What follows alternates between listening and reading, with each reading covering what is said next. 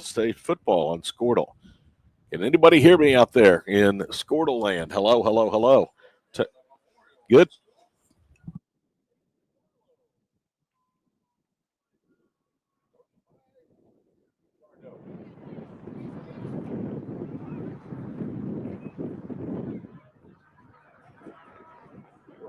Memorial High School. Caitlin Jones.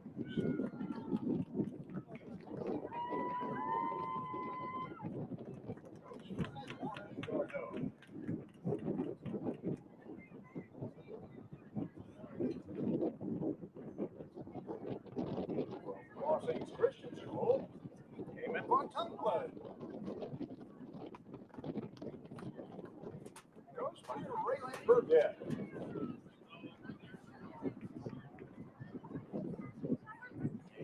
Choctaw.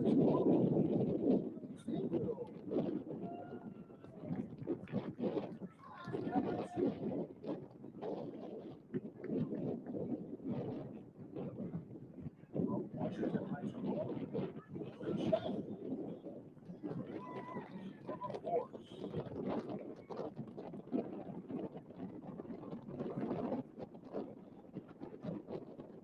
Bishop McGinnis High School. Rivera.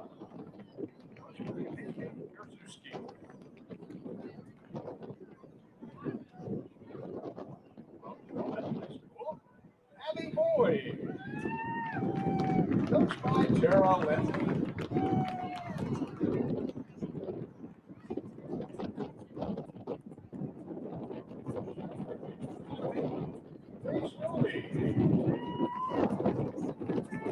Coached by Lori Blair.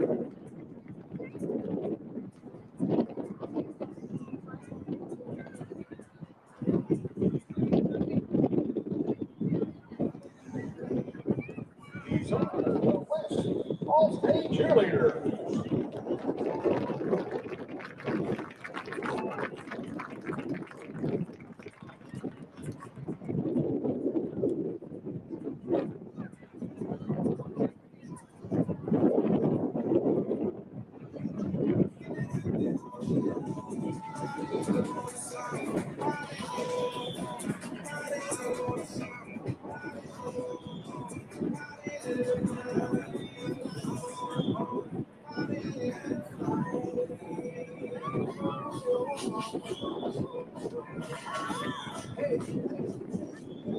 This time, let's see the East All-State cheerleaders.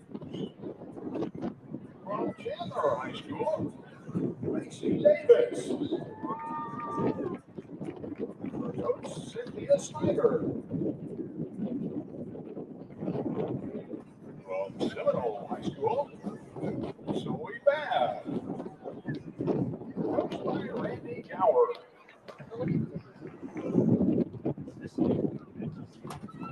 From Oto High School, Jennings. Valerie Oda.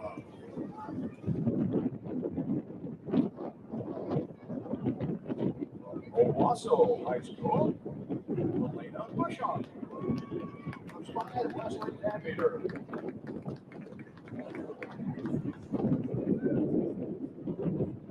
Sands Springs High School, Alyssa Chase. Coached by Cassidy Hawk. From Bixby High School, Kayla Estrada. Coached by Elena Ryan. From Union High School, Nevaeh Pinot. Coached by Taylor Williams.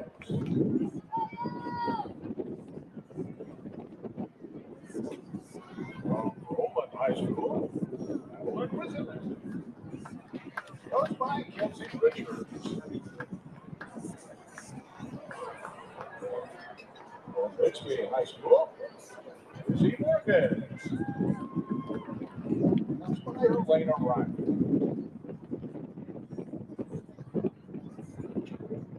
From Ponca City High School, Judy Bales. Coached by Amy Husker.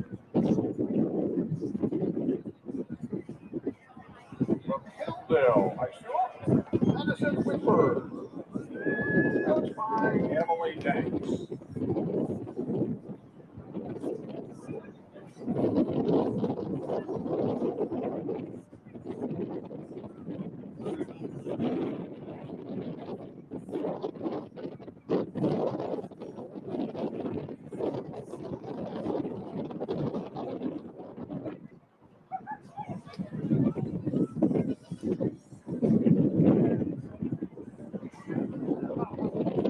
These are your East All-State cheerleaders.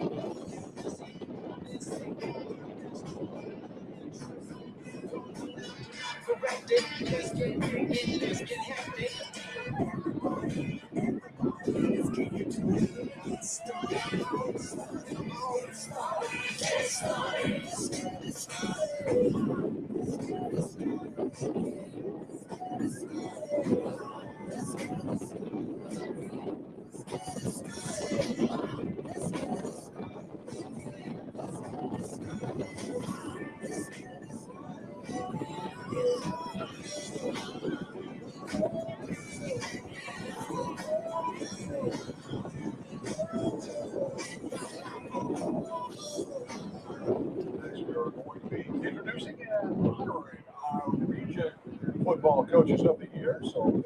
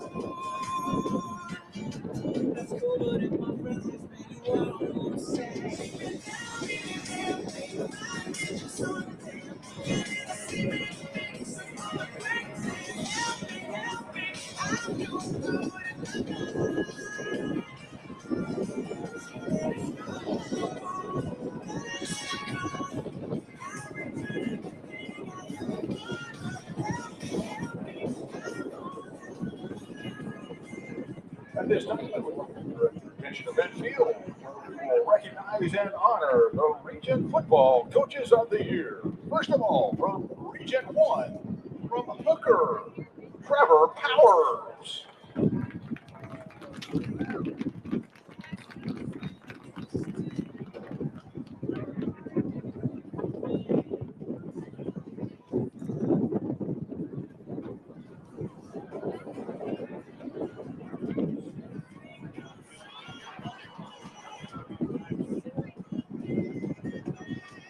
From Region 2, from Woodland, Casey Go.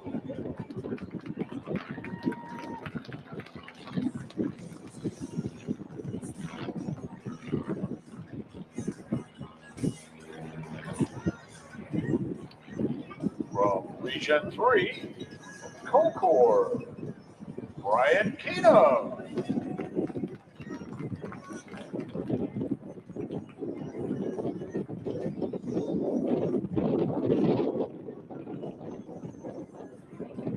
From Region 4, from Elgin, Palmer Wyatt.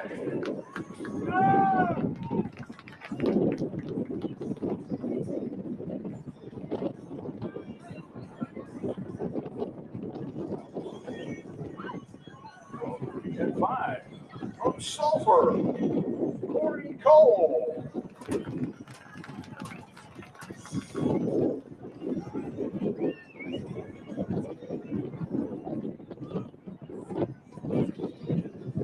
Region 6, from Ada, Wade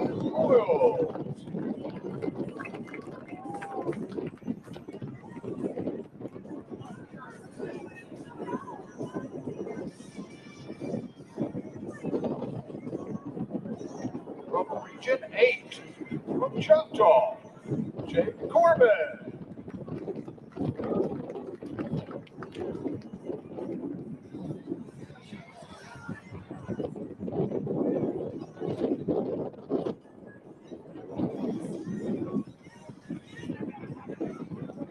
And your 2025 Football Coach of the Year from Sulphur, Corey Cole.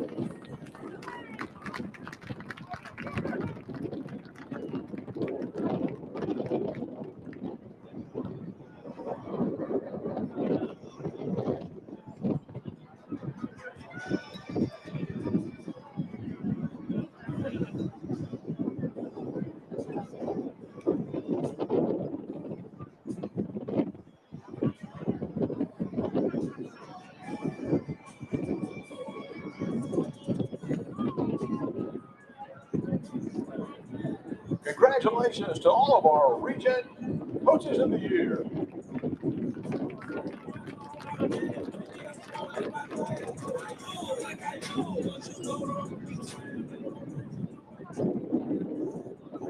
The Oklahoma Football Coaches Association was organized for the advancement of football in the state of Oklahoma. BCA provides recognition for coaches who reach certain win plateaus, state championship coaches, and assistant coaches for outstanding service. It also provides student scholarships for BCA members, their children, and play coaches who are currently enrolled in college. Each year, the BCA hosts a winter football clinic. This time, we would like to recognize the 2025-2026 OFBCA officers. Executive Director from Norman North, Justin Jones. The President from Mustang, Cody McDaniel.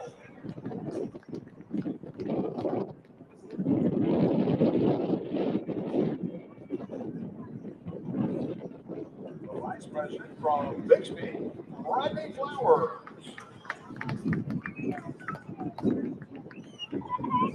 The Secretary and Treasurer from Millwood, Darwin Franklin.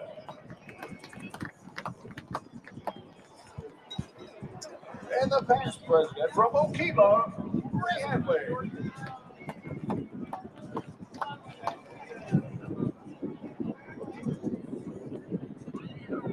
We're also recognize and thank Coach Ray Hadley for serving as our OFBCA president and representing the football coaches across the state of Oklahoma.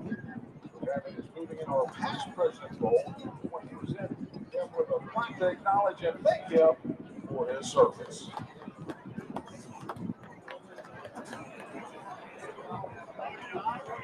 Now we will recognize and present our state championship coaches with their state championship plaques. In class A2 from Woodland, Casey Cove.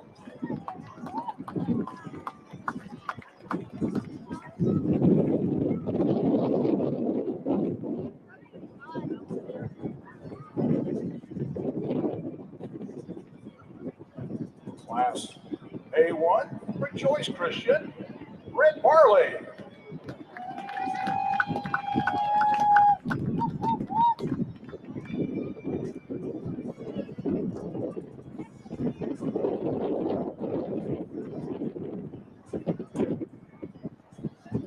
Class 2A2 from Davis, Greg Parker.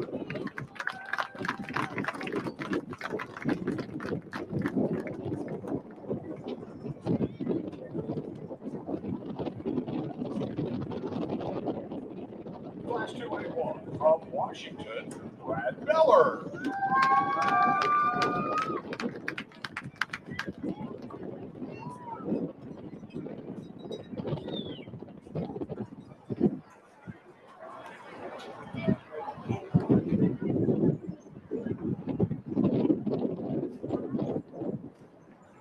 Class 3A from Lincoln Christian, Jerry Rickey.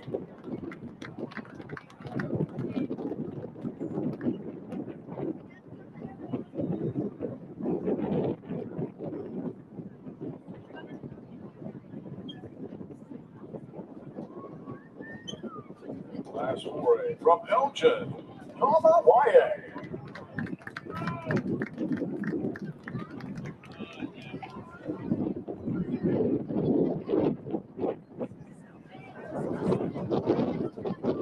Class 5A from Carl Albert, Mike Dunn.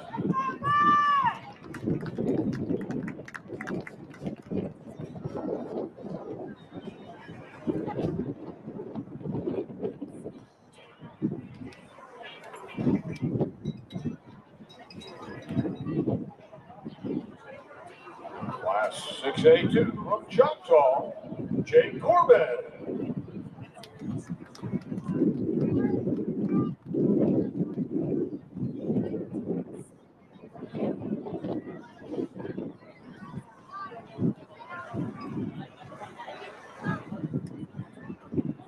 From Class 6A1 from Bixby, Warren Montgomery.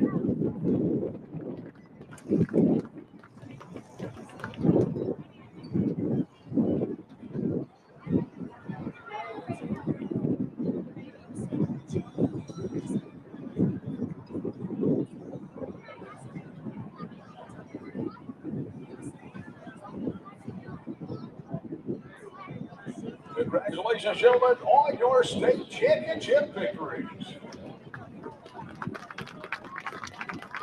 Now, this time we would like to recognize the coaches' win. The Oklahoma Football Coaches Association. They're given in increments of 25, beginning with 75 wins. The 75 win category with 77 wins, Mike Dunn.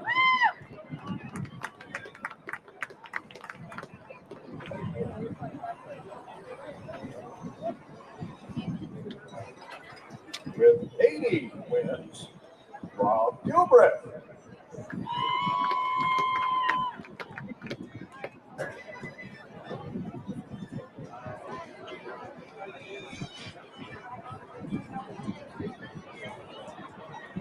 With 81 wins, Trevor Powers.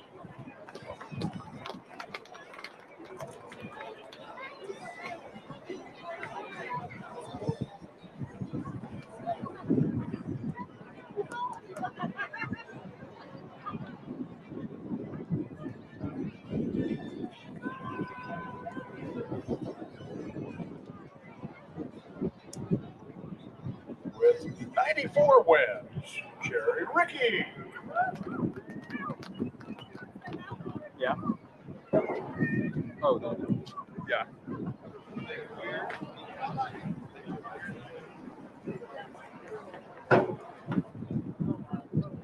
With 99 wins, Justin Hanna.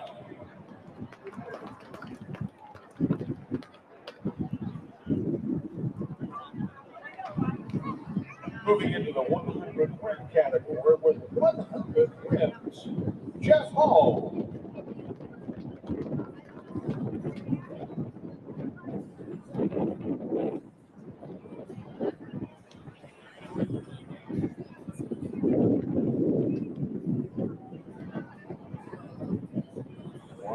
Two wins, Kelly Beebe.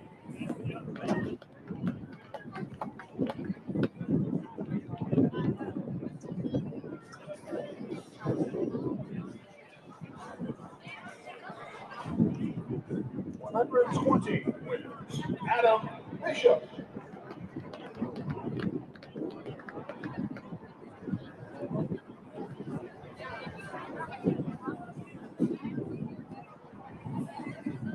In the 125 win category with 125 wins, Kevin Jones.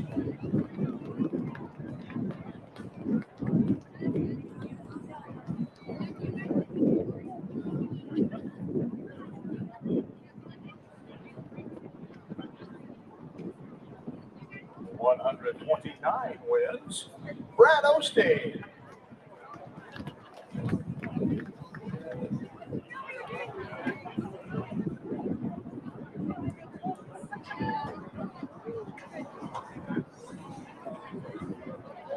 $138 wins, Brett Manning.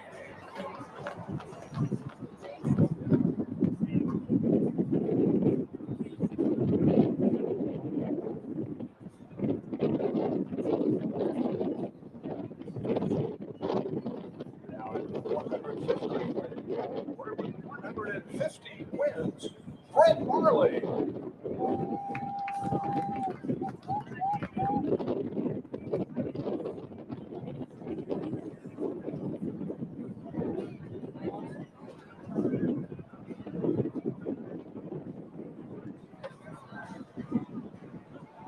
$156 wins Scott Harbeck.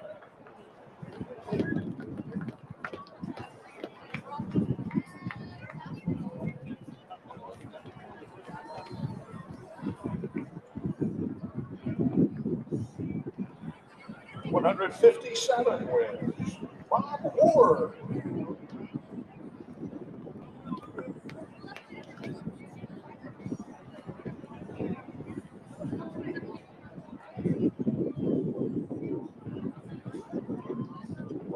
$161 wins Will Hall.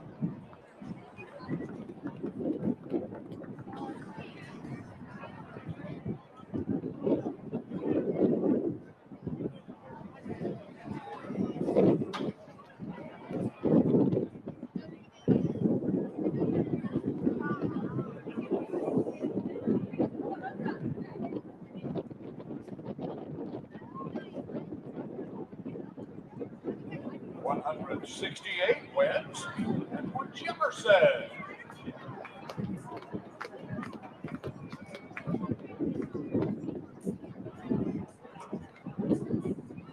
Moving into the 175 win category with 188 wins, Brad Beller.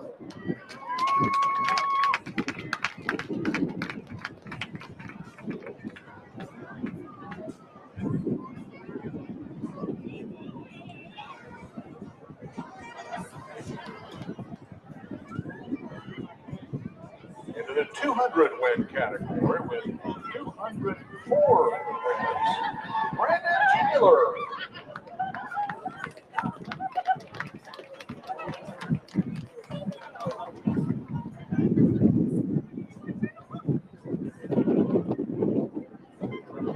$210 wins, Josh B.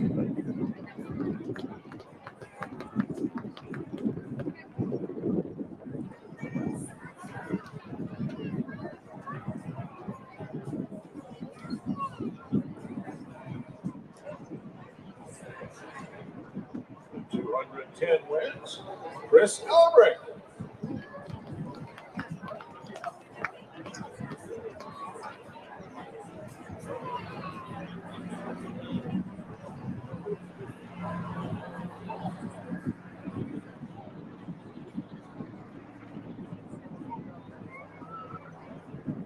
The 225 win category with 228 wins, Kurt Frederick.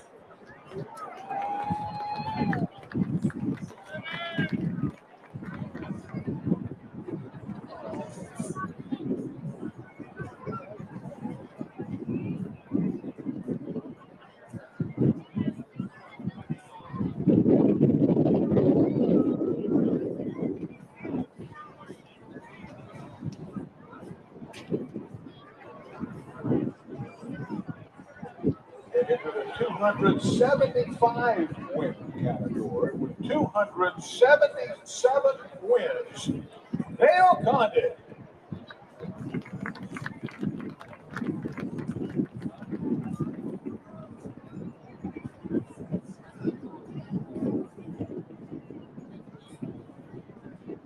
Tremendous accomplishments by all of our coaches in their win plateaus. Congratulations to all of them. We also have a few more awards to present. First of all, we have the Foils Award. The Foils Award recognizes the top high school assistant football coach in the state of Oklahoma for 2024, and it is presented to from Bixby High School, Snyder.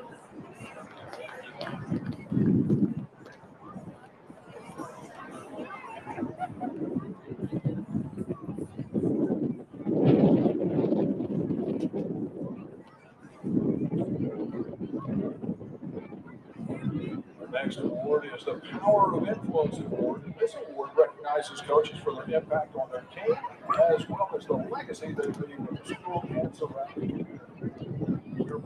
present the 2024 Power of Influence Award from the state of Oklahoma. From Bixby High School, Lauren Montgomery.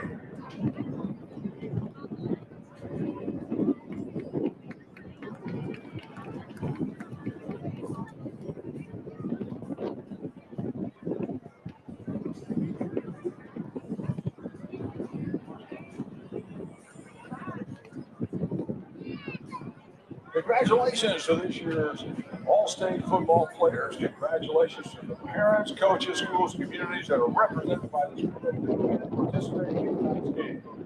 Thank you to all the great football coaches across the state of Oklahoma who at PCA hopes you have a successful clinic, which wishes you the best of luck for this upcoming season. We are going to be recognizing our lineups from both teams, for the West being the home team. They will go first, followed by the visiting team on the scoreboard. Lunch is coming right up.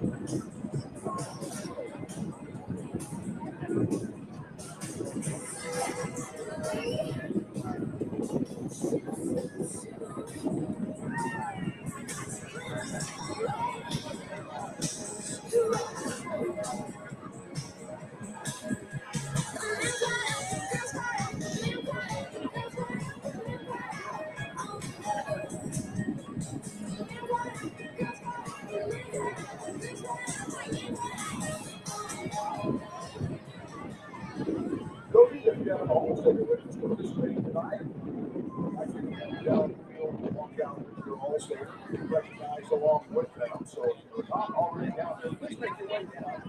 Back inside. And those introductions momentarily.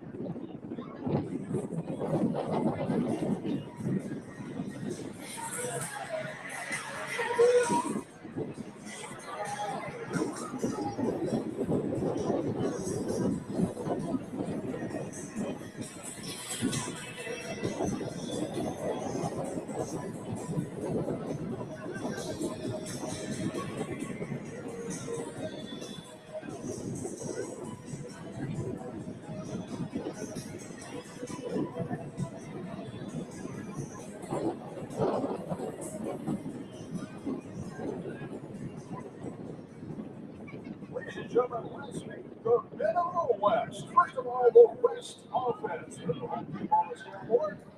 Wearing number 1, a wide receiver from Blanchard High School, Grayson Carter. His coach, Jeff Craig.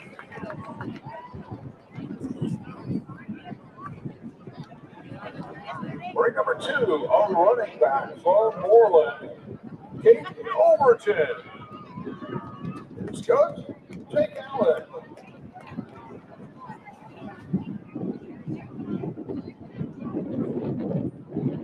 Number 4, a wide receiver from Washington High School, Mason Singletary. His coach, Brad Beller.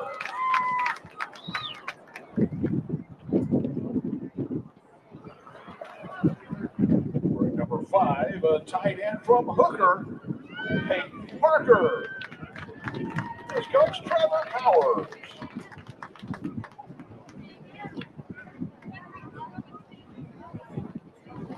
Wearing number 9, a quarterback from Bethany, Jackson Payne.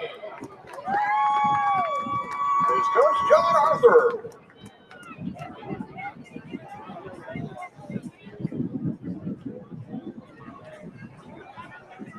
Wearing number 10, a quarterback from Mustang, Benjamin Williamson. His coach, Lee Blankenship.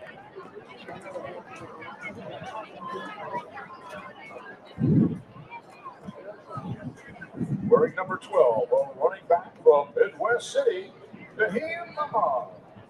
Coached by Darrell Hall.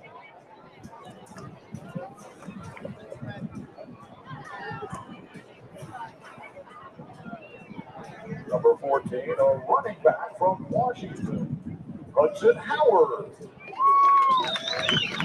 Coached by Brad Miller.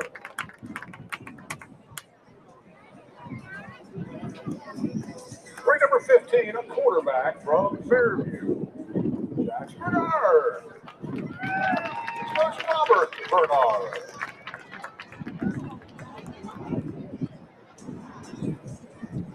Number 21, a wide receiver from Bethany, Ryan Geisler. This goes John Arthur.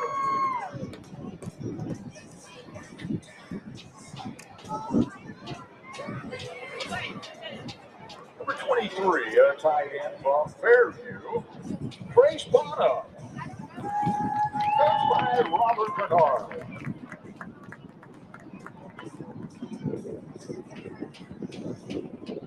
Number 27, athlete from Jones, Brayton Jones. This coach, Kevin Witt.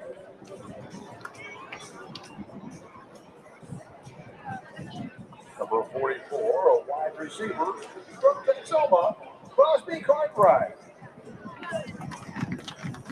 This coach, Jared Harley.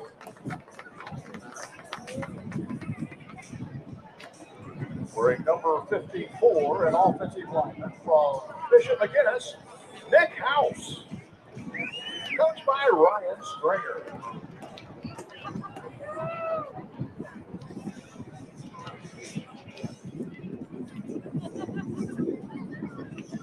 Wearing number 55, an offensive lineman from Watt MacArthur, Joe Warner. Coached by Brett Manning.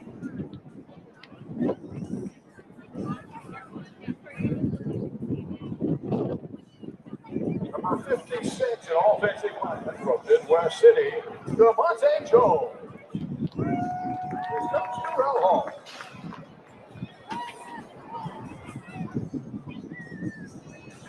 Number 61, an offensive lineman from Plainview, Keegan Williams.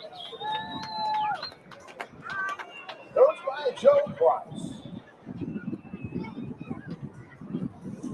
Number 71, an offensive lineman from Hooker, Brett Nutley.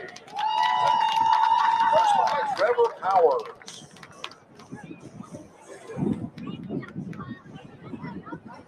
Wearing number 76, an offensive lineman from Hobart, Jackson Allison. Coached by Colt Allison.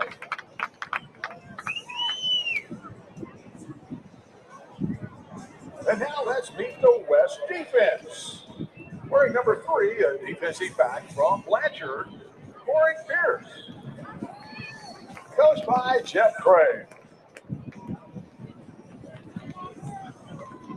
Wearing number 7, a defensive lineman from Norman North, Garrison Utley. Coached by Justin Jones. Number 8, a defensive back from Carl Albert, Deontay Goose. Coached by Mike Cub. Wearing number 11, a linebacker from Deer Creek, Brady Brewer. Coached by Wayne Stanley. Wearing number 16, from Guthrie, a defensive back, Colton Carlock. Coached by Kelly Beebe. Number 17, a defensive back from Norman North, Brett Zimmerman. Coached by Justin Jones. Wearing number 18, a linebacker from Elgin, Owen Donnelly. Coached by Tom Wyatt. Number 19, a linebacker from Millwood, Cameron Carter. Coached by Darwin Franklin. Number 20, a defensive back from Covington Douglas, Ford Smith. Coached by Brian Smith. Number 24, a defensive lineman from Tunnel, Cameron McDougal. Coached by Brad Ballard. Number Number 25, a linebacker from Sulphur, Austin Garrett. Coached by Corey Cole.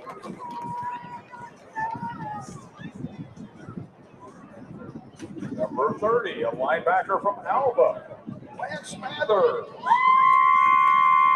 Coached by Ryan Wilson. Ring number 52, a defensive lineman from Davis, Wyatt Fielding. Coached by Greg Parker. Number 53, a defensive lineman from Guthrie, Eli Black. Coached by Kelly Beebe.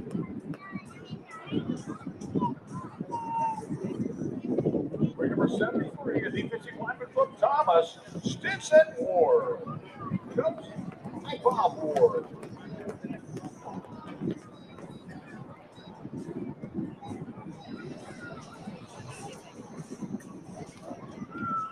Now let's meet the West coaching staff, the head coach from Fairview, Roger Russell.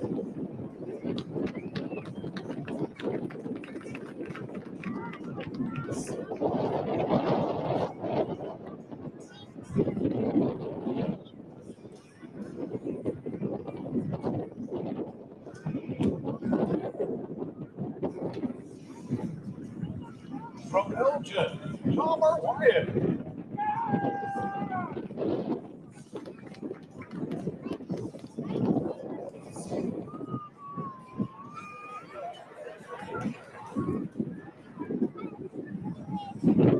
From Sulphur, Keith Garrett.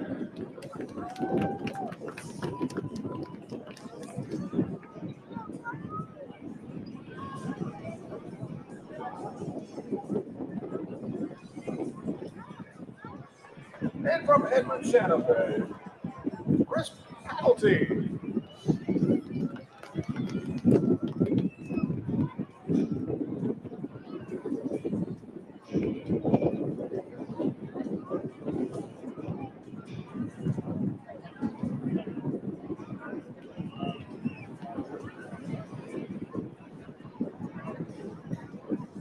Ladies and gentlemen, these are the men of the West.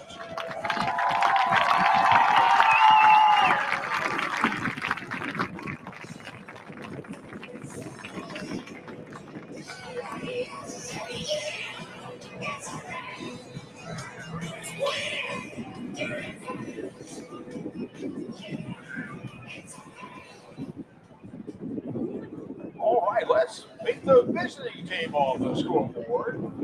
The East, starting with the East defensive unit. Wearing number 1, a linebacker from Owasso, Hudson Hodges.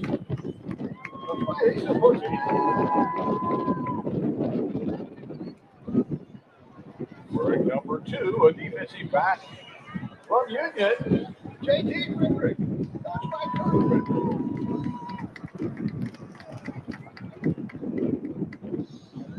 Number 5, a defensive back from McLeod, Sean Hill. Coached by Coleman Ramsey. Number 7, a defensive back from also Riker Hall.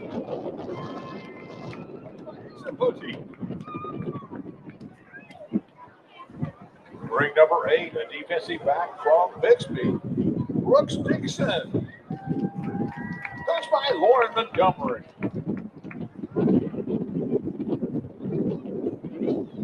Wearing number 9, a linebacker from Pryor, Caleb Cantrell.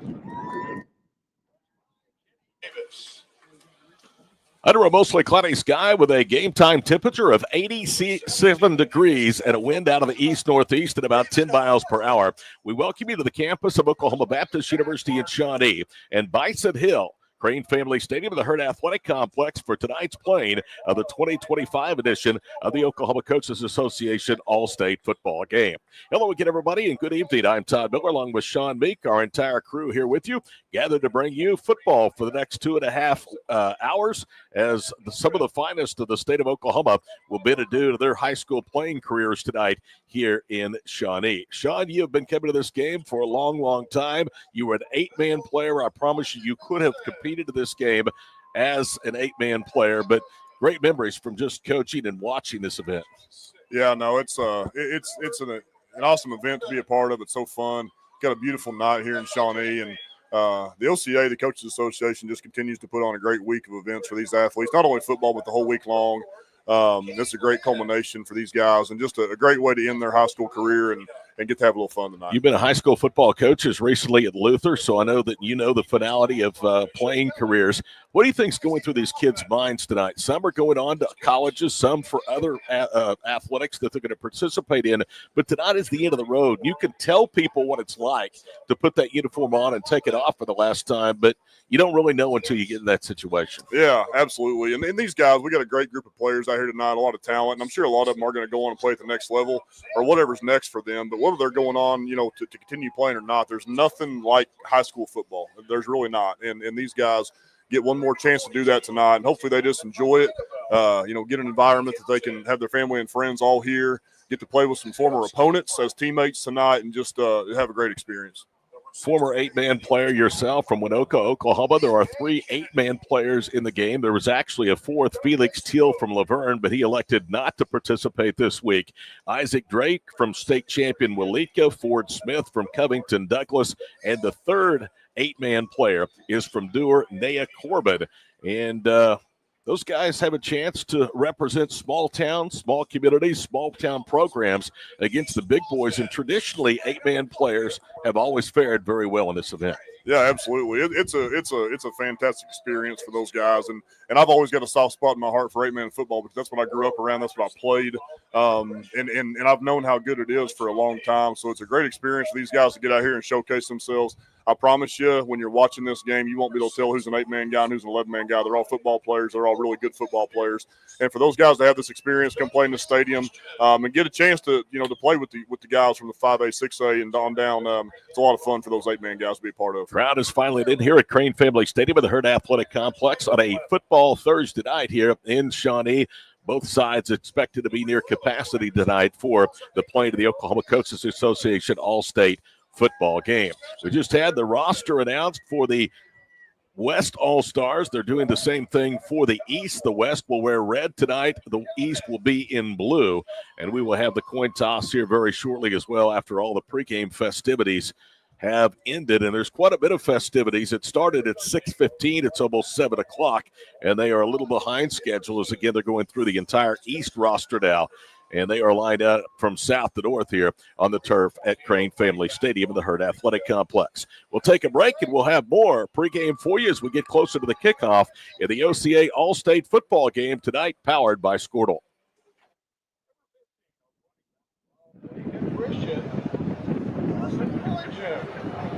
Let's go, Jerry Ricky.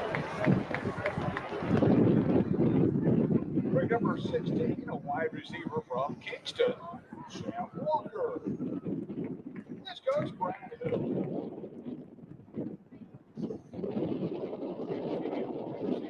Pushing. Wyatt DePaul. Let's go, Rusty Morgan. Rig number 28, a running back from Mounds, Ivy Tamora. That's by Jonathan Stowe. Number 50, an offensive lineman from Eufaula, Carson Luna. Let's go, Larry. Number 54, an offensive lineman from Salisaw, Wayne Gardner. Coached by Brandon Tyler. Number 58, an offensive lineman from Cushing, Michael Cruz.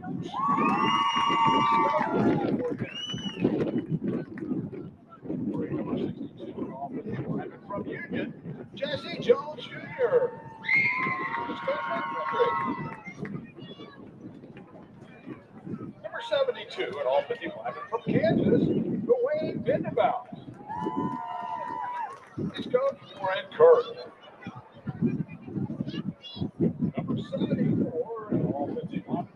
Stillwater, Court Nelson.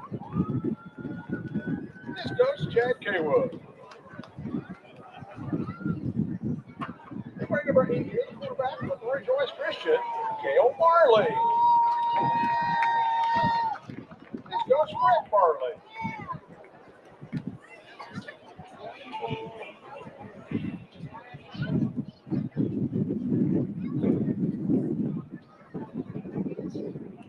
And now let's meet the coaching staff for the East All-State team. The head coach from Union, Brett Frederick.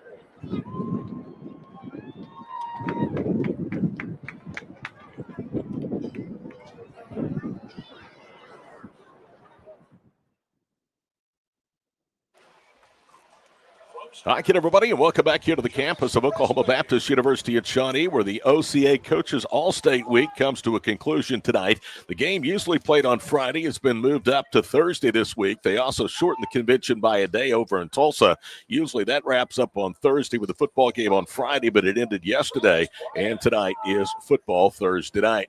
What an honor it must be, Sean, for these coaches to be involved in the OCA All-State football game.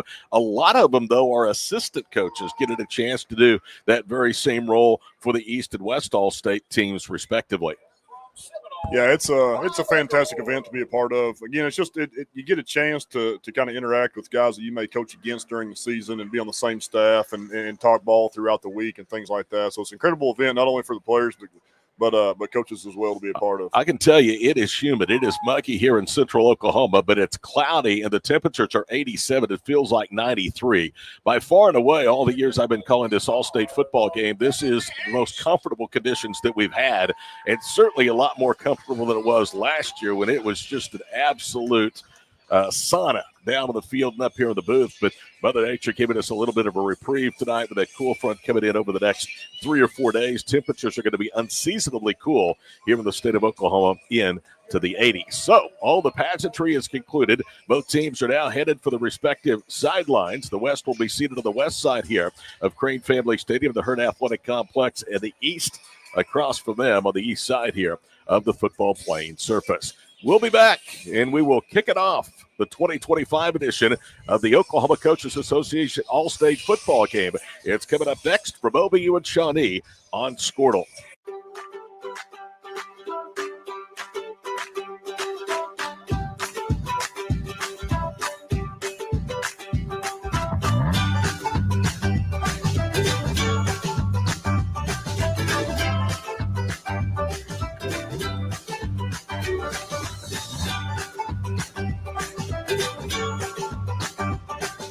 Stream like the pros with Squirtle Live. Find out more at squirtle.com/stream. It's more than just your lawn. It's your grass kingdom, your green canvas, your fairway to heaven. It deserves the Kubota Z400. With class-leading speed, agility, a powerful transmission, simple deck height adjustments, and legendary Kubota quality. When you need comfort, convenience, and performance, then you need the professional-grade Kubota Z400. Visit your local Kubota dealer today.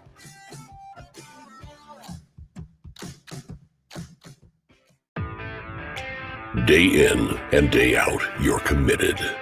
Every practice, every training, every game, every meet, you put in the work. Your fans may not see it, but you do. You have a story to tell, a personal brand, a career to launch, and an audience to connect with. Take control of your story with Athleon.co. You're doing the work. You deserve to benefit from it.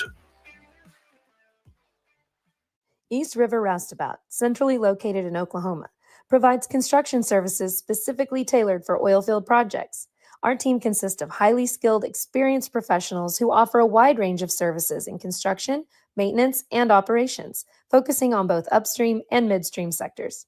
With a combined 44 years of experience in pipeline and roustabout services, our team leads have a proven track record of success for major energy companies.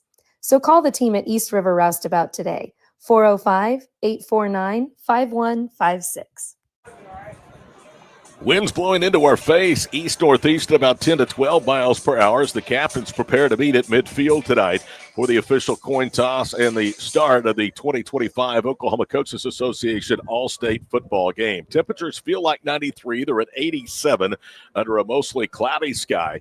It is a very nice evening here in July. In fact, the last day of July, to put the pads on one more time for a lot of these kids before they head off to college coming up in just a few weeks. It's also an honor for Sean and myself and the Squirtle crew to be a part of the Oklahoma Coaches Association All-Star Week. It all began earlier this week over in Tulsa with the volleyball games. We had boys and girls basketball the last couple of nights, and we finish up tonight with football, as well as having wrestling last night as well. We'll be back to kick it off. It's the 2025 OCA All-State football game. It's coming up next here on Squirtle. No matter what comes our way, we'll always put you first. You're more than a patient. You're someone we care about. And we're working hard every day to keep you safe and continue to give you the best care so you can feel comfortable here. Not because Stillwater Medical is a healthcare provider, but because we're your provider. And we're ready to see you and serve you right here at home. Farming today isn't just about hard work.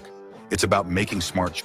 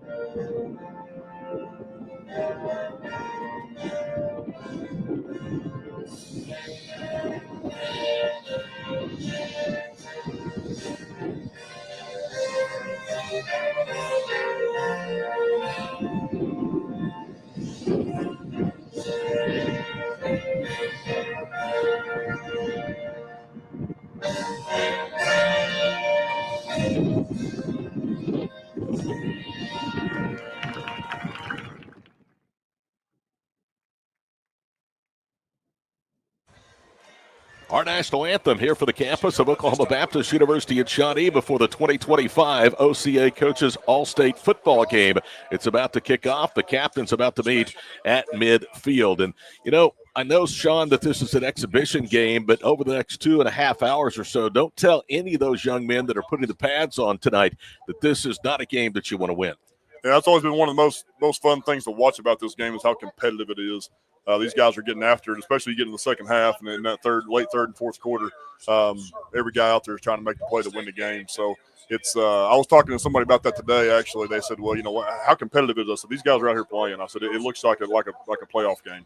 7 captains for the East and 4 for the West headed towards midfield to meet with our umpiring and officiating crew tonight here on the OBU campus. This will again conclude All-State Week. Next year, if you've not heard, will be the first of 3 years that the convention and All-State activities will move from northeastern Oklahoma here to central Oklahoma. Since about 2007 or 2009, the Coaches Convention has been held at Tulsa Marriott Southern Hills. Next year, they're going to host it at Edmond.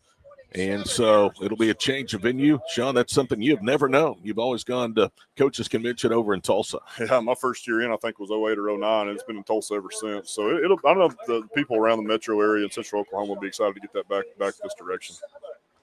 We've had the coin toss. We'll get the indication from our white cap here momentarily. The East is going to defend the north goal. The West, the south goal. And it looks like that the East has won the coin toss. They are going to kick. So they will defend the north goal. And the West offense will be out of the field first. Their 2 quarterbacks are Jackson Payne from Bethany and Trajan Williamson from Mustang. Williamson has an absolute cannon and a rocket for an arm, so it'll be interesting to see if he can take the top of the lid off this East defense. Again, the colors, as you're watching, the West is in the red and white. The East is in the blue and white. And the West will move from south to north here offensively in the first 12 minutes of football. For many of these, this is it. End of the road of their athletic careers. Some will go on to play other sports at the next level. And there's some that would have been to this game, but because it's so late in the summer, they've already committed to Division I programs. Some were actually on their respective campuses back in the spring and certainly are there doing early fall conditioning work at the respective schools. Deep to receive is going to be Brayson Carter from Blanchard. Also on the near side is Wyatt Gessler from Bethany. They are the two deep return men for the West. The East now breaking huddle. Their head coach is Kirk Friedrich from Union High School in Tulsa. Roger Holtzel, the Fairview representative, is the head coach for the West squad tonight.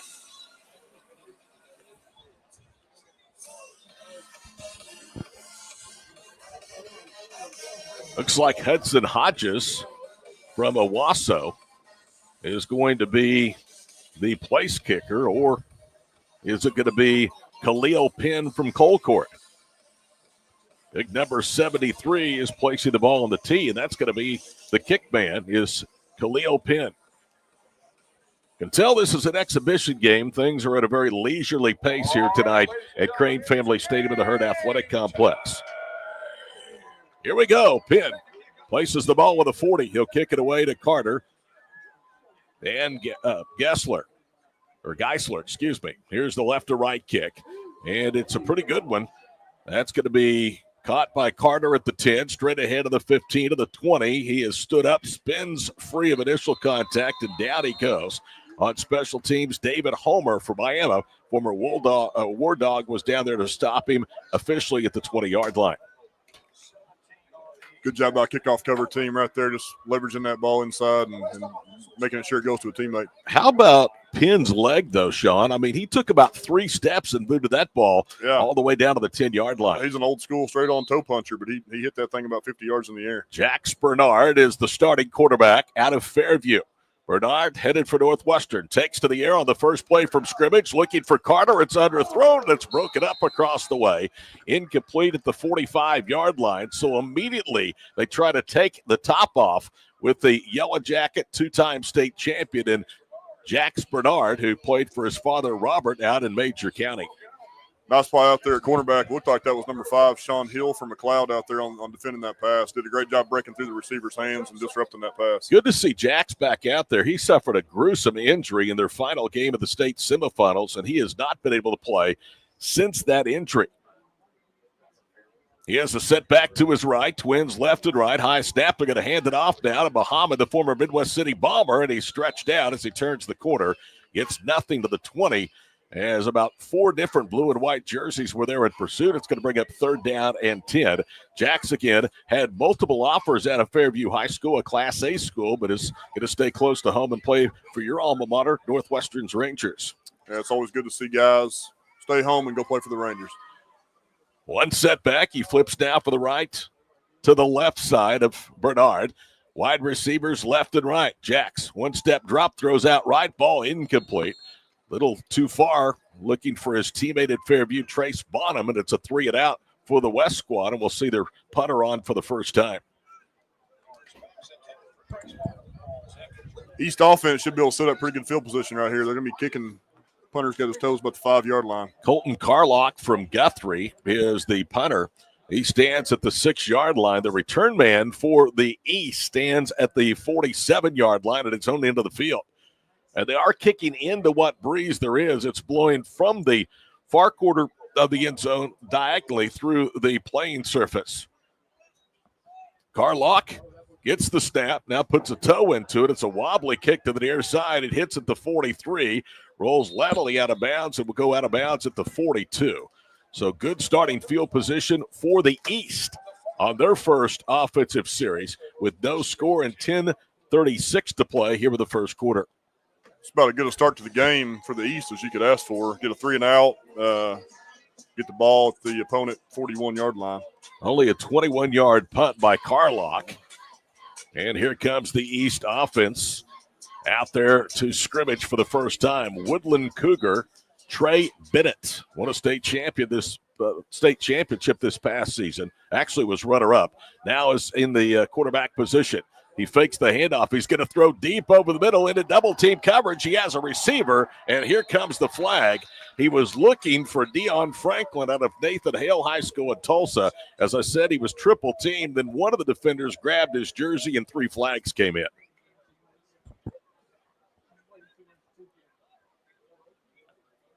Here's the indication from Kyle Johnston, pass interference. Johnston is the white cap tonight. The umpire is Mike Strawn. The linesman is Barry Hudson. The line judge, Jack Duncan. The center judge is J.D. Elwood Jr., the side judge, Rick Smith, the back judge, Nick Bates, and the field judge, Keith Giggers. So after the pass interference call, the ball is going to come to a rest at the 26-yard line. It'll be first down and 10 for the East, and as Sean said a moment ago, they have absolutely dominated the first 5 minutes or 2.5 minutes of this ball game. Single set back, and out of the gun is Bennett again. He'll throw a lateral across the way. The ball is intercepted as it sailed over the hands of Elijah Hughes, the Hominy Buck, who was the intended receiver. And let's see who it was. I think he's got his jersey crinkled up, so we can't see the front of it. We'll tell you here in just a moment. A big pick that time. And it was DeAndre Dukes from Carl Albert that made the play. What a play out there by Dukes. I mean, if he doesn't pick that ball off and that's completed, that may go to the house. I mean, the offense had leverage, had numbers out there. So what a play by Dukes out of Carl Albert. First down and 10 to the 25-yard line, 10:37 to play here in the first quarter. Handoff goes to Caden Overton from Moreland, and he weaves his way upfield for about 4 to the 29-yard line.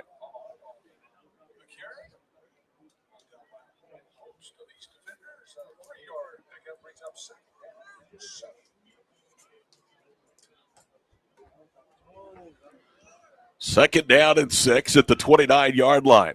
Back to throw again. Bernard, ball tipped that time and incomplete. He was looking for Geisler on the near side. And now it's going to bring up third down and 10 as Jax remains without a completion.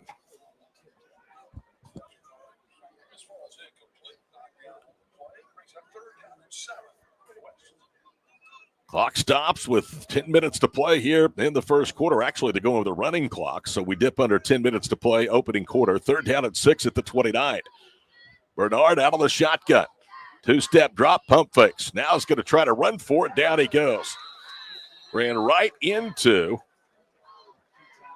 Marquis Townsend, who's going to stop him for a loss of 4 back to the 26-yard line and bring up fourth down and 9. Tried to run a little bluff screen, smoke screen look right there and pump it and get them DBs to fly up. The safeties did a good job of staying home and sitting on that slant. So, again, we will see Colton Carlock, who had a 21-yard punt his first time, to punt again. Nothing comes of the turnover, the first of the night. The snap goes over Carlock's head. It rolls all the way into the end zone. Carlock's going to fall on it, and that's going to be a safety. Now, that won't be the first, I'm telling you, center to quarterback or center to punter exchange, because it's hard enough when you play together 10, 11, 12, 13 games, but it's very difficult when you're playing together for the first time.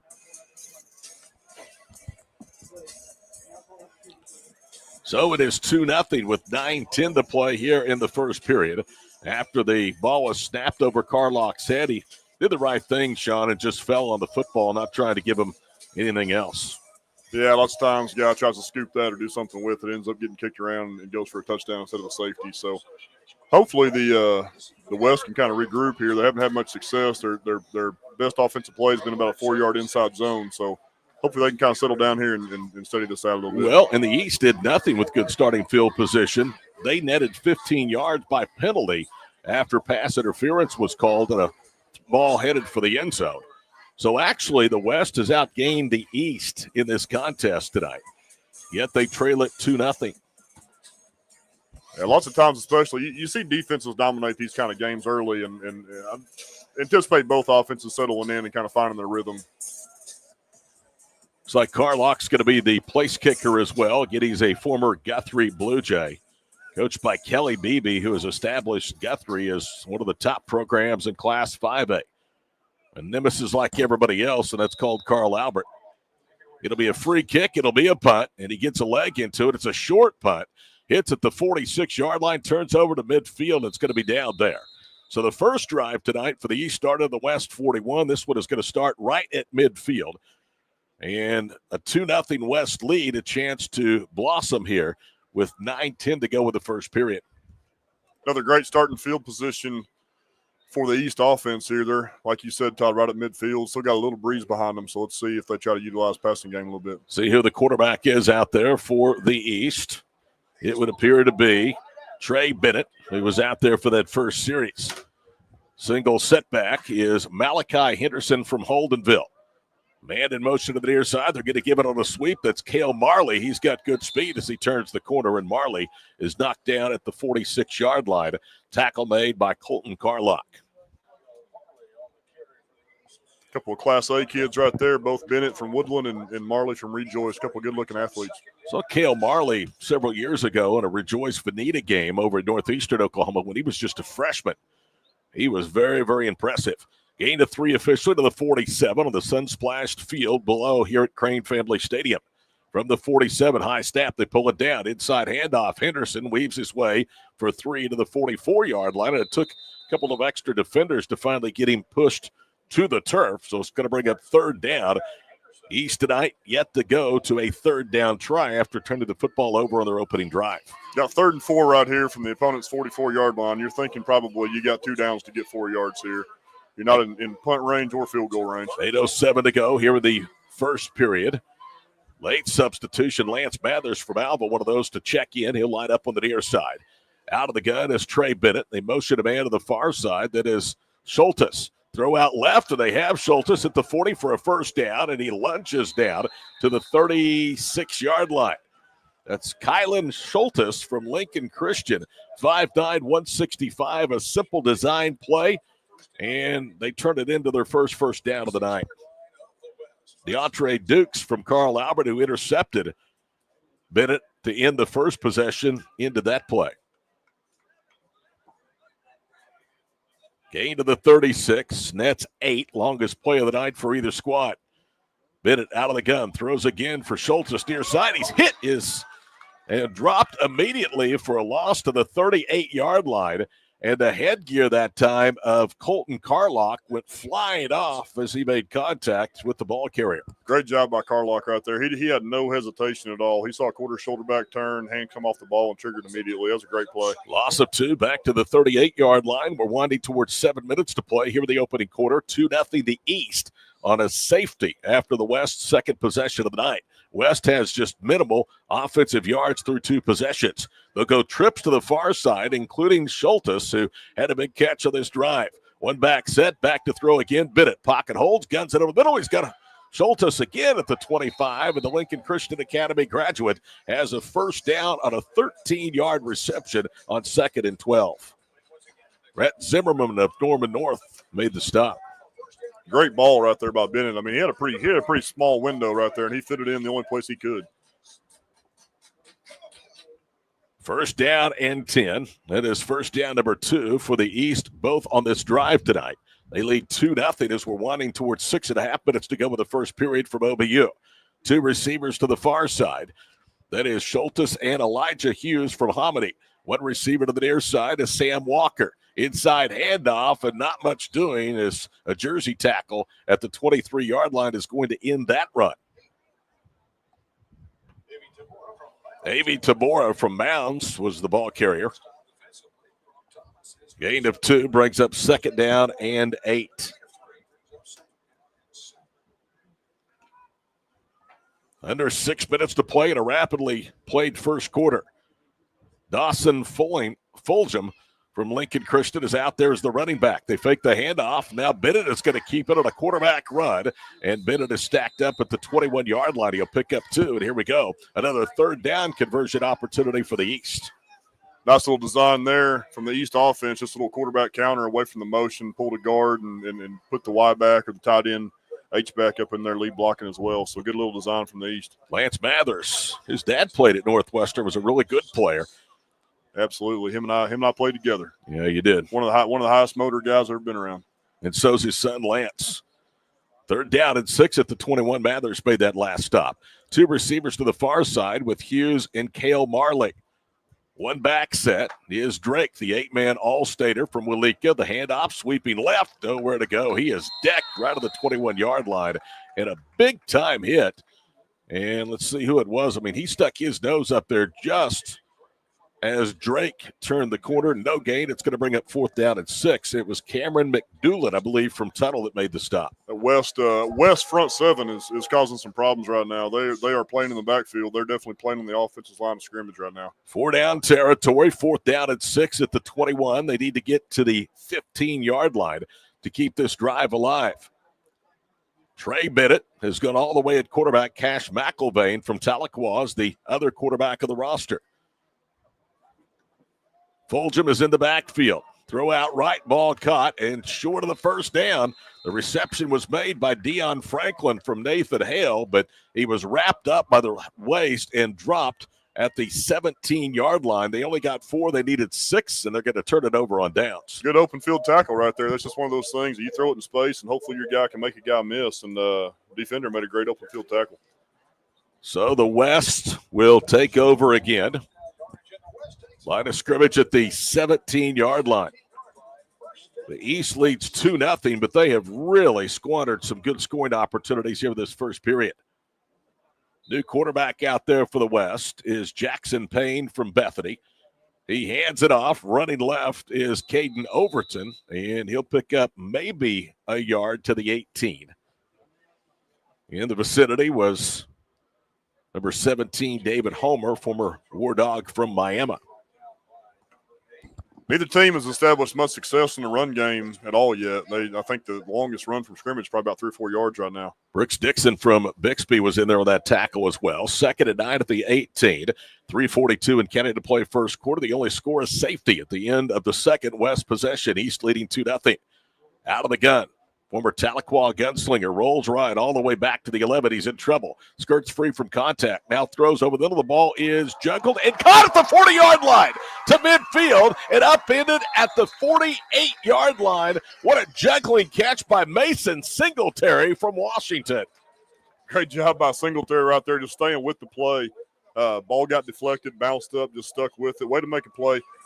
That's the first big chunk play of the game, so let's see if that gets him going a little bit. Singletary was a late addition this week to the roster. He gets 32 on that deflected reception. First time the West has penetrated the east end of the field. They're at the 47-yard line. 2 receivers is to the near side, a tight end right, and 1 receiver flanked right. Back to throw again is Jackson Payne. Feels the pressure, points downfield, rolls right, throws on the run, and the ball caught at the 20-yard line. He turns inside. That's Brayson Carter to the 10 to the 5, and he is tripped up as he stumbles in for a touchdown. Brayson Carter with a lot of athleticism there, Sean, as he somehow, after he was grabbed by the ankle, stumbled and was able to get just enough of the ball across the pylon. That's incredible athleticism there by Carter. Not only to catch that ball full speed on the run on the sideline, stop on a dime, change directions, get tripped, and still find his way in the end zone. That's a heck of an athletic play right there. How about Jackson Payne, the latest in a long line of good signal callers at Bethany High School? 32 and 47 yards through the air on back-to-back plays. It's 6-2. The West have their first lead of the night after doing nothing against this East defense in the first 2 series of the evening.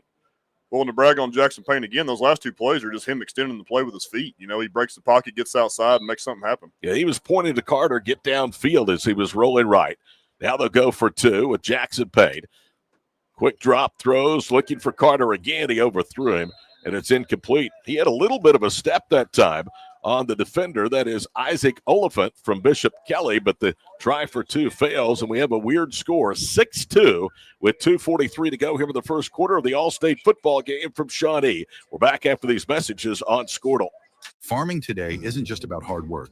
It's about making smart choices. That's where Correction Line Ag and BW Fusion step in. We're redefining crop nutrition with cutting-edge biology that delivers real results. Stop relying on outdated methods. It's time for a fresh approach. CLA delivers data-driven solutions tailored for every growth stage. boosting your farm's ROI. Ready to get started? Call 833-CLA-SOIL or visit correctionlineag.com. Smarter farming starts here. At Whispering Creek, we believe home is more than just a place. It's a feeling of warmth, comfort, and belonging. Our 55-plus community is designed to foster a sense of camaraderie and well-being, ensuring you love where you live.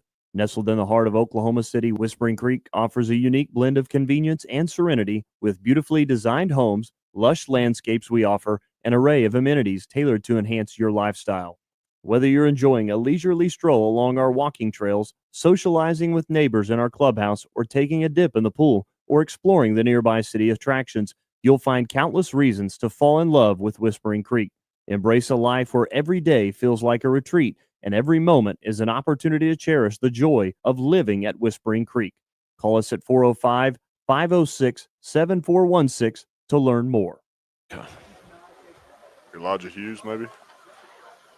Elijah Hughes and Sean Hill, number 5 and 6, respectively, are inside the 10-yard line of the 5, awaiting this kick from, again, the former Guthrie Blue Jay, who has been the place kicker tonight. He also has been the punter, Colton Carlock. Now they're going to ask for a holder. It's going to be Lance Mathers that will hold the ball on the tee for Carlock. 6-2 our score. Carlock with a high kick. That's an onside kick, and it's fielded by the West. And out of bounds, making the catch, Hudson Howard. And they get the onside kick. Now, did it go 10 yards? I don't know that it did because there's a flag down. It was like he kicked it right to Howard. Hey, I'll tell you what, though. How about Hudson Howard? Whether this stands or not, how about him coming in and just making 2 electric plays? It is offsides against the West, so the East will take the ball at the 42-yard line. How about this starting field position? The West 41 to midfield and 42-yard line down their own end of the field, and yet they trail 6-2. 2:43 to go here in the first period. Tahlequah's Cash McIlvain is out there. That's the quarterback at the 37. He's going to tuck it and run. Running left, gets a little block, and then he's flipped head over heels on an open field tackle at the 45. Give him a gain of 3 as DeAndre Dukes, who's been very active from Carl Albert here early, has a pick, made the stop. Dukes is one of those guys at the corner. He is not afraid to come up and hit you and tackle. He's around the ball every play. Next snap should take us right to the 2-minute warning. There's 2:10 to go here, and the clock rolling into the first period. 6-2 Wesley to the east from Shawnee. McIlvain will hand off this time, and it's the first man through. And from Walika, that's Isaac Drake. Isaac Drake, one of 3 8-man players playing in the ball game. He was state champion this year in Class B. He picks up 2 to the 47 before stopped by Austin Garrett.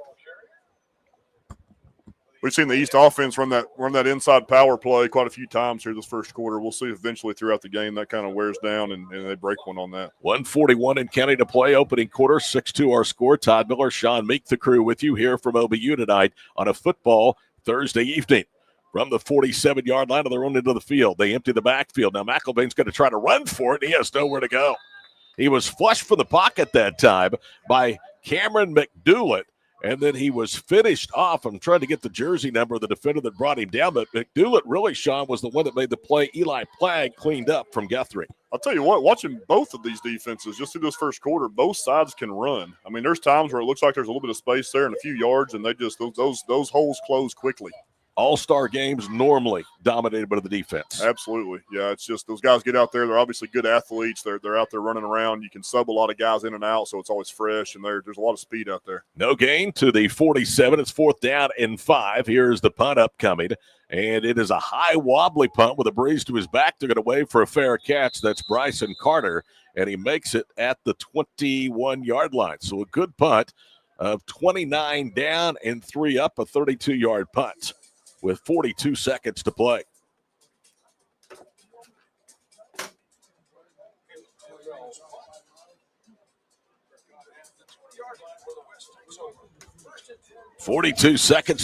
Here in the first quarter on what has been a beautiful evening in Pottawatomie County for the playing of the 8-man or the OCA All-State football game featuring 3 8-man players. Jackson Payne out there again. Busted play. Inside handoff Overton. And nowhere to go. He's going to lose 2 back to the 19. You cannot have, against these defensive fronts, Sean, that much time to develop a play. No, that was failed from the start with the botched snap and timing and things like that. That's not the situation you want to put yourself in. See if the West, who leads by 4, will elect to snap the ball again. They don't have to. We're down to 15 seconds to go with the first quarter. And that looks like it's going to be the final play of quarter number 1. All-State football, 1 quarter of the books, 6-2. West leads the East for the OCA All-State game in Shawnee on Squirtle.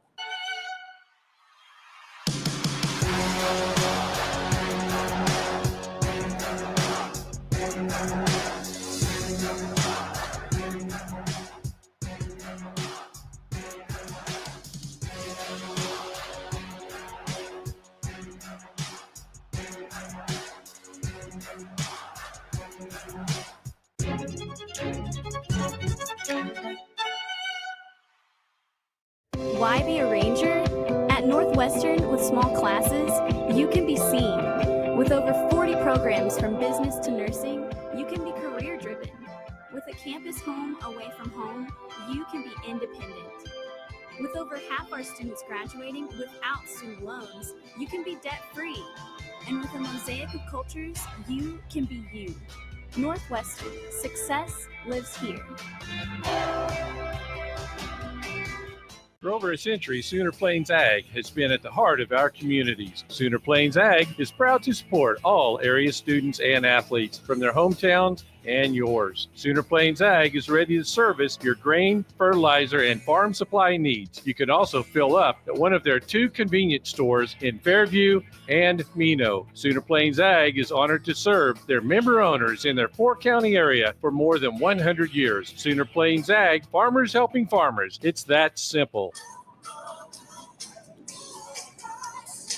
Welcome back here to Oklahoma Baptist. A net of 3 yards, Sean, on first down, and now 4 offensive series for the West tonight. Yet they lead 6-2 thanks to 2 big pass plays from the quarterback out there on the field, Jackson Payne. Payne gets the snap, drops inside the 15, throws right, caught Carter inside 25, first down, 30, banged down at the 32-yard line. Catch and run of 13, and tell you what, this brace in Carter is a good one. I'll tell you what, I'm finding as many ways to get the ball in number 1's hands, Carter from Blanchard, as possible. That guy can make things happen. 13 yards on second down and 12, and they have some breathing room now out to the 32-yard line.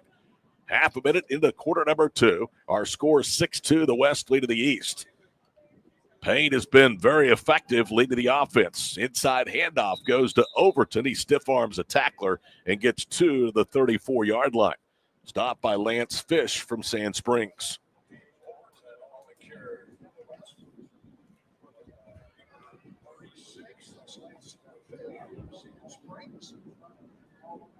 Second down and 8. West moving with that breeze to their back, which really helped limit their field position advantage in that first quarter. Single setback out there again is Caden Overton. Overton on a stretch play gets a handoff left, ran into a brick wall, and on forward progress, he's going to pick up about 2, maybe 3, close to the 37-yard line. And that was all the push from up front. Yeah, I'll tell you what, I wouldn't be surprised as this game goes on because neither team's establishing much in the run game. We'll start getting the ball out quick on the edge in the short passing game with sticks and comebacks on first down to see if they can get some of those 4 or 5-yard first down plays. Third down and a long 5 or a short 6, ball resting just outside the 36-yard line. 95 seconds into quarter number 2, 6-2 West. Payne claps his hands, gets the signal, buying time, running right, throws downfield, looking for Carter. He makes the adjustment, comes back, makes the catch, tackled immediately. But a first down as he made the catch in front of Oliphant at the 30-yard line of the East. Hey, again, if I'm Jackson Payne right now, I'm finding number 1 and I'm just throwing the ball his way. It's really tough to defend a kind of an underthrown deep ball, and number 1 will go get it. 43 yards to go along with a 47-yard touchdown reception for Brayson Carter. Overton has gone all the way out there at tailback. He's offset to the left of Jackson Payne from the 30. Handoff goes to Overton, and he is able to get down to the 26. Good forward push. Caleb Cantwell made the stop at the 26. Yeah, that's what they need on first down right there. Be able to get 3-4 yards on first down, setting up in a second mid situation. 9:24 to go here in the first quarter, or second quarter, excuse me. Second down and 6. So the West started to get cranked up offensively thanks to the combination of Jackson Payne and Brayson Carter. Handoff, running right is Overton, and Caden dumped down at the 24-yard line. It's going to bring up third down and 4. Boomer Levens from Catoosa on the stop.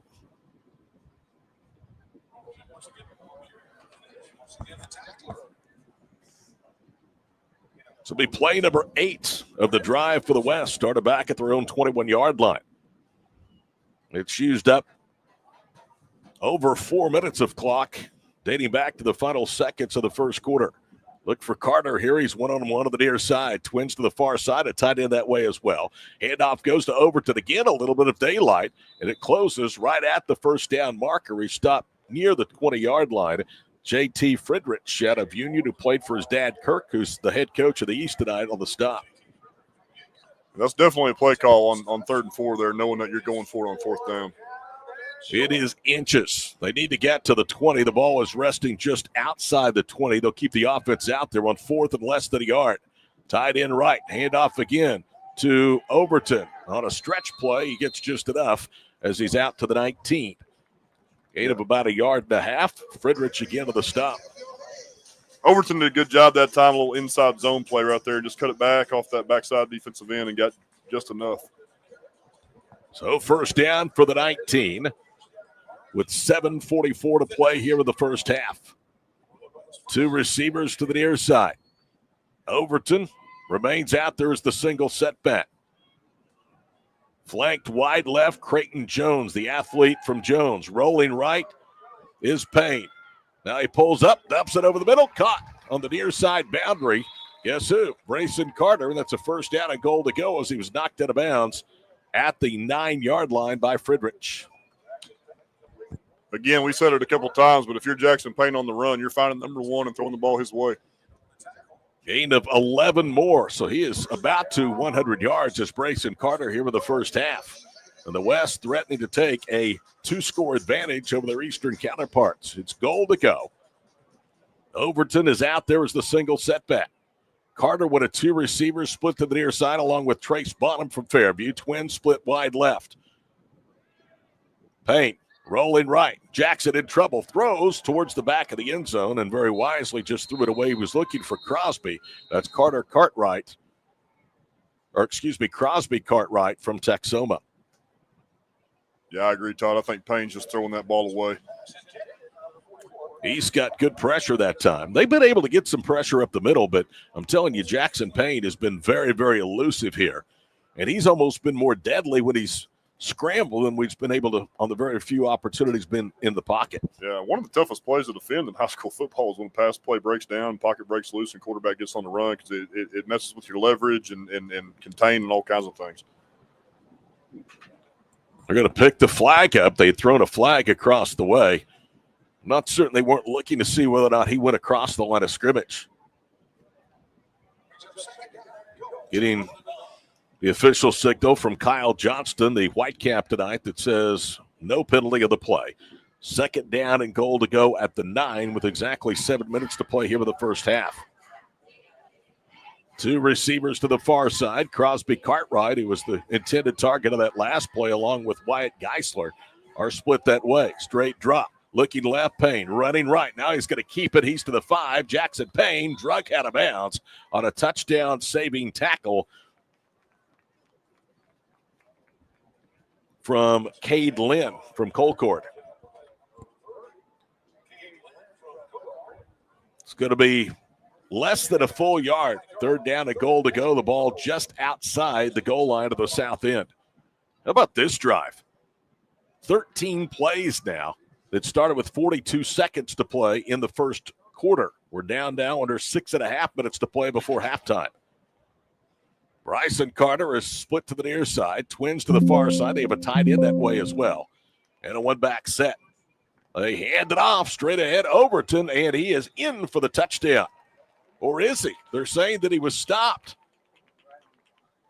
Boy, he didn't have much to go. They have said he was stopped, so it's going to be 4th down and goal to go. I have no idea how they denied him with that forward push. Yeah, it looks like the nose of the ball, Todd, is just inches right here from the goal line. Why not snap it one more time? They have dominated this first half with time of possession, and now the West want a timeout. We're back after these messages. 6-2, the West on top of the East in all-state football here on Squirtle. The future comes fast, which is why it's important to start planning for tomorrow, today. So whether you're setting aside money for something special or just safeguarding it against a rainy day, at Gateway, we've got competitive rates on a full suite of savings products. So consider us your gateway to earning money on your money. Open a high-yield savings account with an annual percentage yield of 3.5%. Visit gatewayfirst.com. Gateway First Bank, member FDIC. Anger, anxiety, worry, and disbelief, these are normal emotions to feel with an unplanned pregnancy. You have options, and you are not alone. Hope Pregnancy Center in Alva is a safe, confidential, and compassionate place to land. Hope offers free pregnancy testing and ultrasound, and you will be provided education for all your options. Remember, you aren't alone. We can help with hope. Visit thinkunpregnant.org. That's thinkunpregnant.org. Kind of heavy package they got this week. 4th down and inches from a touchdown. Let's see if they call Overton's number again. It looked like he was out of the previous play. They denied him at the goal line. Or will we see Jackson Payne keep it himself? He's already thrown for a score. That's the only touchdown of the ball game, and we're in the first half. Payne with Overton offset to his left, hands it off to Caden, and this time he is in for the touchdown.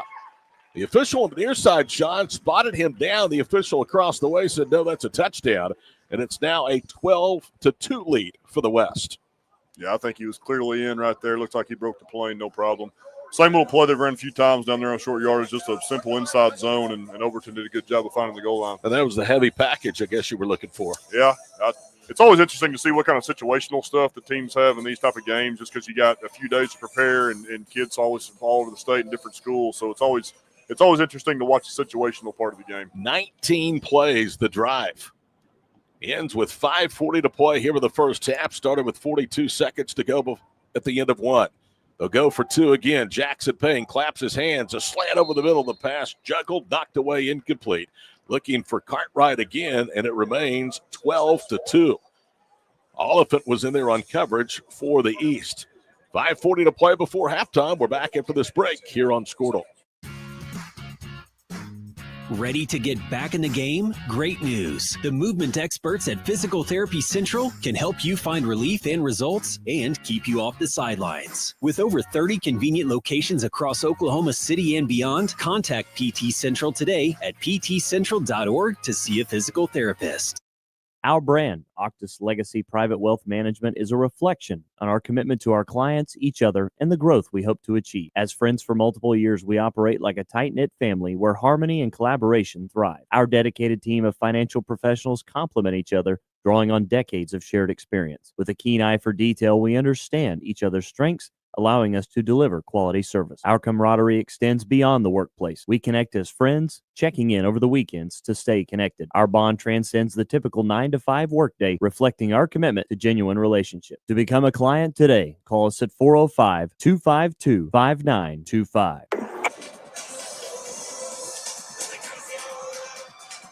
(12-2) our score. 5:40 to play here with the first half. Along with Sean Meek, Tyler, Josh, Mary Margaret, I'm Todd. To have the best gal back up here in the booth with the binoculars on. She's really helping.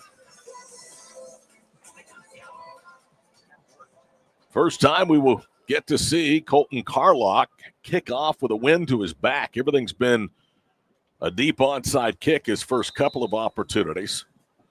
This time he sends it airborne. It's still a short kick. Backpedaling to the 23 on the return to the 25-yard line. Jittering his way across the 30 and falling forward, Cale Marley. And that's where the East needs to get some offense generated after a decent return by Marley to the 31. Good job by Marley just getting what was there right there. That's a kick that's easy to fair catch and just take it, but he got an additional 8 or 9 yards. Officially at the 32 is where they say Marley was put down. So it'll be first down and 10. Let's see who the quarterback is out there for the East. We have seen Trey Bennett. We also have seen Cash McIlvain. And it looks like that it is going to be McIlvain from Tahlequah out there for another series. Isaac Drake from Walika is in the backfield. Offset to his right. Tight end right, two receivers to the far side, one in the slot. Play action pass. McIlvain to throw all the way back from the 24. Throws across the way. Has a receiver. It's caught. He has a first down, trying to dance his way for more yardage. And he's finally knocked down at the 44-yard line. Good job by the East offense right there. It's a little play action sprint out flood concept and kind of high load that flat defender and found the open man. Schultes was the recipient of that throw, his third catch over the first half. And he's able to pick up a dozen of the 44 to first down for the East. 5 minutes to play before halftime, 12-2 the West. McIlvain with a setback offset to the left. Throws it out right. Ball is caught. 44-45 up across the 45 near the 48-yard line. That was Fulgham from Lincoln Christian on the reception. Or was that Sam Walker? 16. I think that looked like Sam Walker from Kingston right there, possibly. That's who it was. 16, not 15. Nice gain to the 48-yard line. Picks up 4. Zimmerman made the stop. 2nd and 6 at the 48-yard line. 2 receivers to the near side. 1 back set. McIlvain turns and hands it off. They give it to Malachi Henderson, and Henderson has a first down for the time being as he's down to the 44-yard line. But a flag is down. That would indicate probably the area of an illegal block or hold against the East.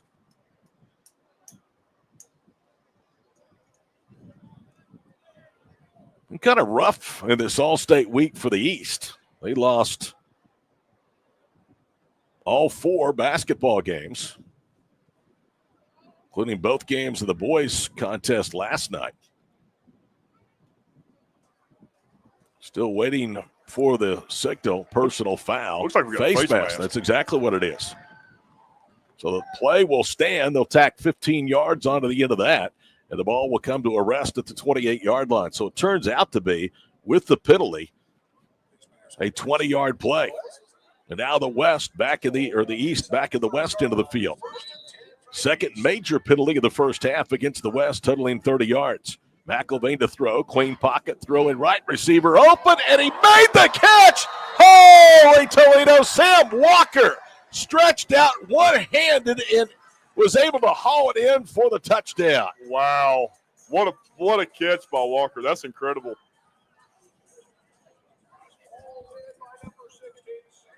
It'll be tough to beat that catch for the best of the night. I hope somebody got a good camera shot and got that on film. That's incredible. Goodness gracious. That ball looked like it was sailing about 2 or 3 yards past him. I thought that ball was well overthrown once he beat that corner, and my gosh, he just went up and got it. So McIlvain to Walker equals 6.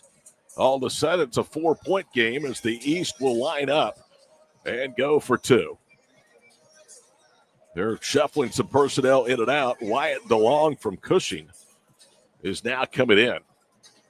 So they were 1 man shy of the 11 they needed out there on the field. Ball will be placed at the 3-yard line for the try for 2. And now we get an official stoppage and a timeout called against the East. 3:55 to play first half. 12-8 our score here on Squirtle. Enabling local.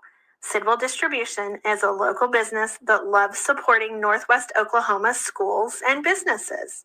We are here to service all of your concession stands, restaurants, food trucks, churches, and more. With candy, paper goods, fried food basics, and even local products, we will exceed your expectations with competitive pricing and excellent service. Brahms is bringing the heat. Introducing Brahms' new spicy chicken sandwiches. Flavor this good just can't be beat. Brahms' crispy, tender, spicy chicken delivers just enough kick to ramp up our original recipe.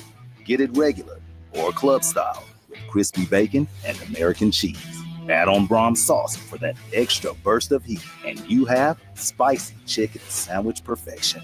Because nothing is better than Brahms. Here we go. The East trying to cut it down to a 2-point game again. 12-8. They try for two. Motion man on the far side, Marley. They give it to him on the jet sweep, and he did not get there. He lost the ball, but he was stonewalled inside the 1-yard line. I think the East offensive lineman picked up that fumble and took it in, Todd. I think you're right. That's exactly what happened. It's 12-10. Well, that was lost in the scrum of everything. So a good defensive play for the West goes all for naught. After they had stonewalled Marley, he lost the ball, and one of the offensive linemen came up with it for the East. So it's 12-10 West. We're back after these messages for the OCA All-State football game on Squirtle. Summer job, babysitting money, graduation gifts. Sounds like it's time to open a free student checking account with Communication Federal Credit Union. It's made for teens and tweens. Open your new account and get a free Visa debit card for secure shopping power online or in stores. Plus, mom and dad can transfer money in and manage it all from the app. Go to comfedcu.org for details. Communication Federal Credit Union.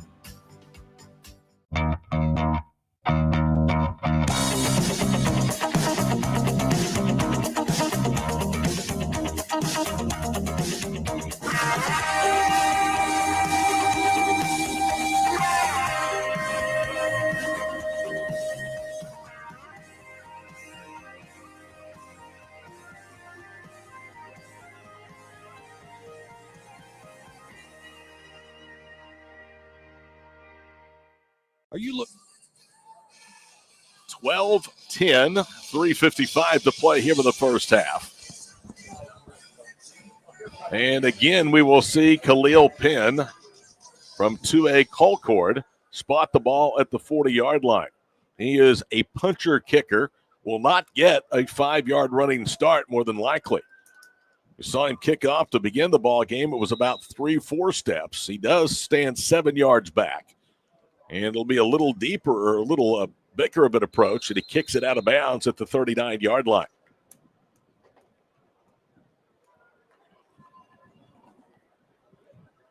So it'll be good starting field position for the West. And let's see if they keep Jackson Payne out there on the field or if it will be Trajan Williamson to come in.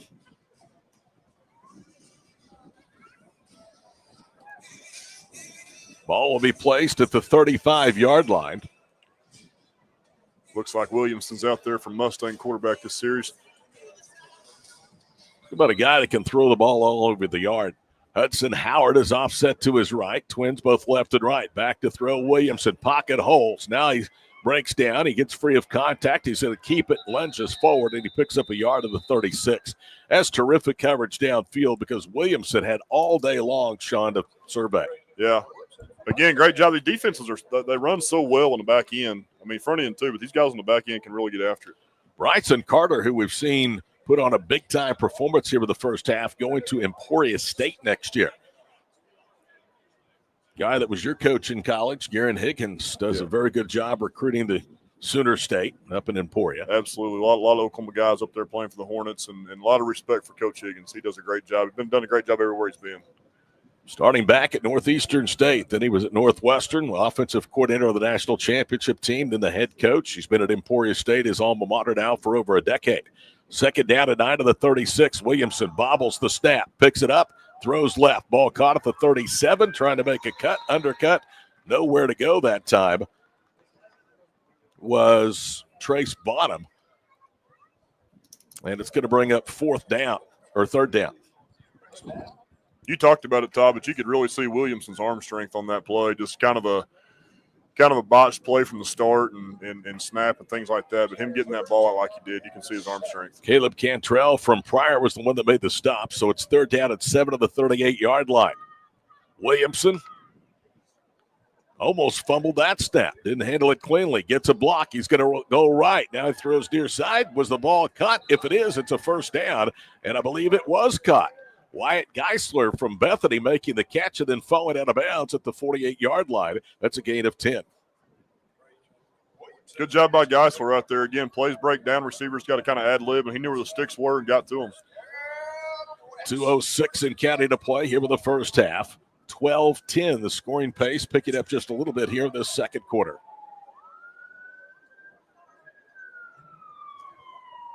Hudson Howard, a couple of Washington Warriors in this ball game, coached by Brad Beller. Another high snap. It's pulled down by Williamson. He rolls left, throws, ball caught for a first down on the 40-yard line. And then going out of bounds again is that's Creighton Jones from Jones. And it'll be a first down as the West moves into the east end of the field. It's a 12-yard catch. It was a good throw and a tough throw because he had to throw across his body. He's a right-hander moving left. You're right, Todd. It was a tough throw. Really had to put some touch on it, too, right there, just fitting it over that defender. And he just did fit it over the defender. Calling out the play. Play clock down to 7. They snap it. Hand off to Howard, running left, running out of room, gets to the edge and bangs his way out of bounds for a gain of almost 4 to the 44-yard line. Howard is a fun player to watch, Todd. I mean, that guy's got a little bit of lightning to him. He's quick. You can see why they have dominated Class 2A the last several years. 1:39 to play here for the first half. Clock stops. Officially the gain to the 37-yard line, so it's only a gain of 3. Play being signaled in for the coaching staff for the near side. Play clock is down under 10. Tight end left, 2 receivers to the near side. From the 37, direct snap, rolling right, Williamson. He's going to step up, throw deep near side. Ball is caught inside the 1. Did he get in? And yes, he did. Touchdown. Wyatt Geisler. There's the arm strength of Trajan Williamson. What a ball by Williamson. You can't put that any better.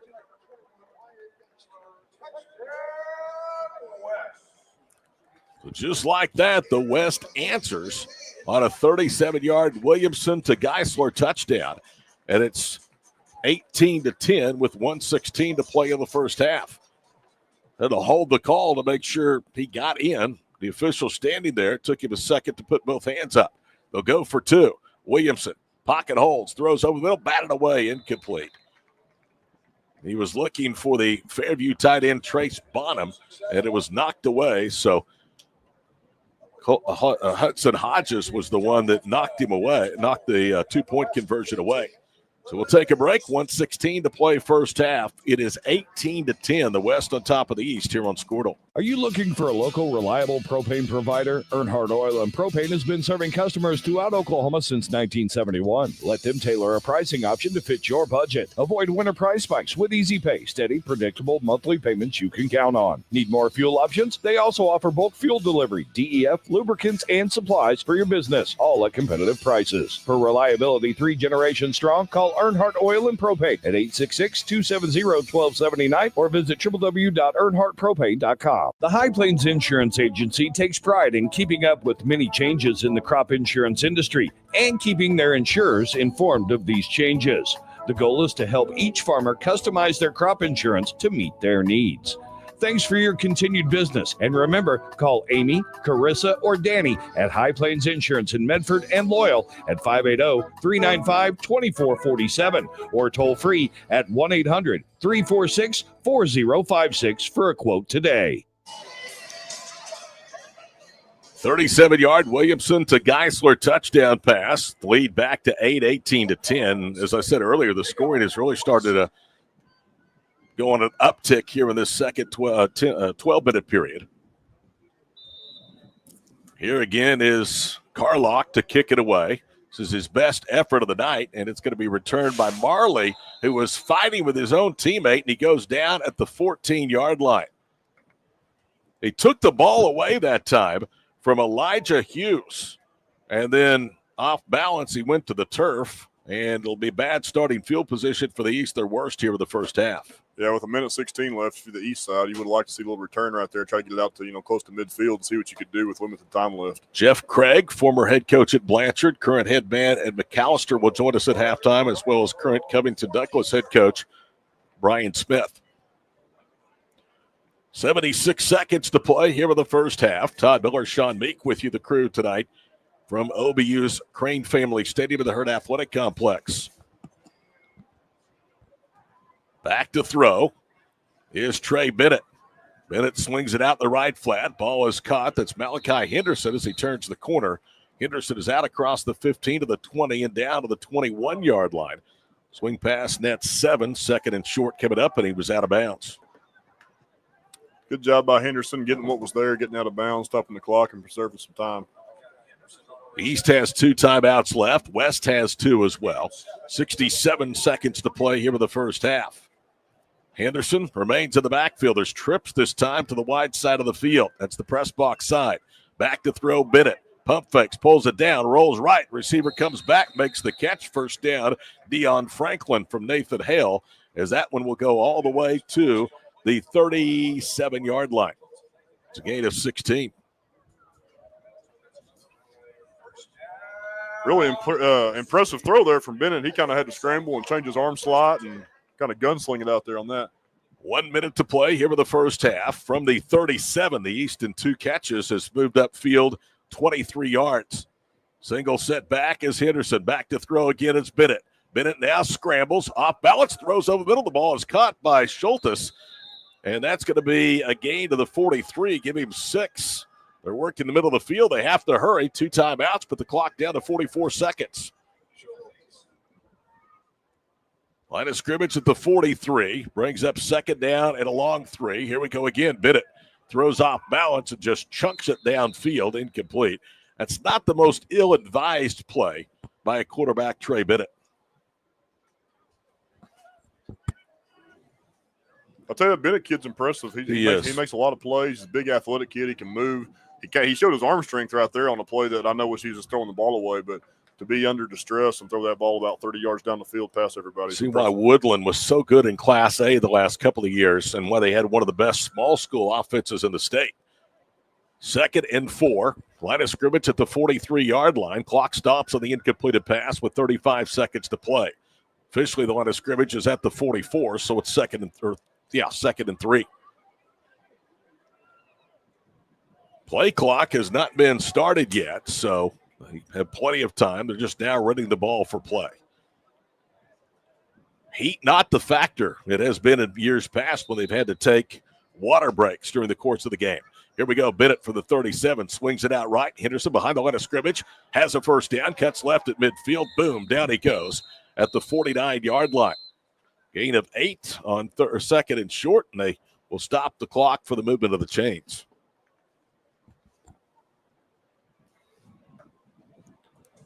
.27 seconds to play. You'd like to get about 25, 30 yards more and give you a couple of cracks at it in the end zone.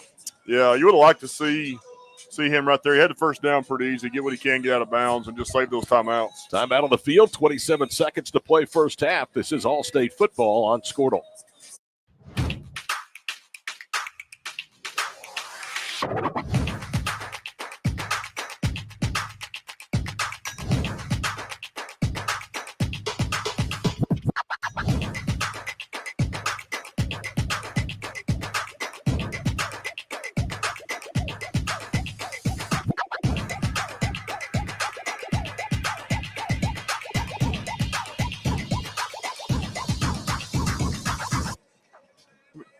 How many timeouts each got left?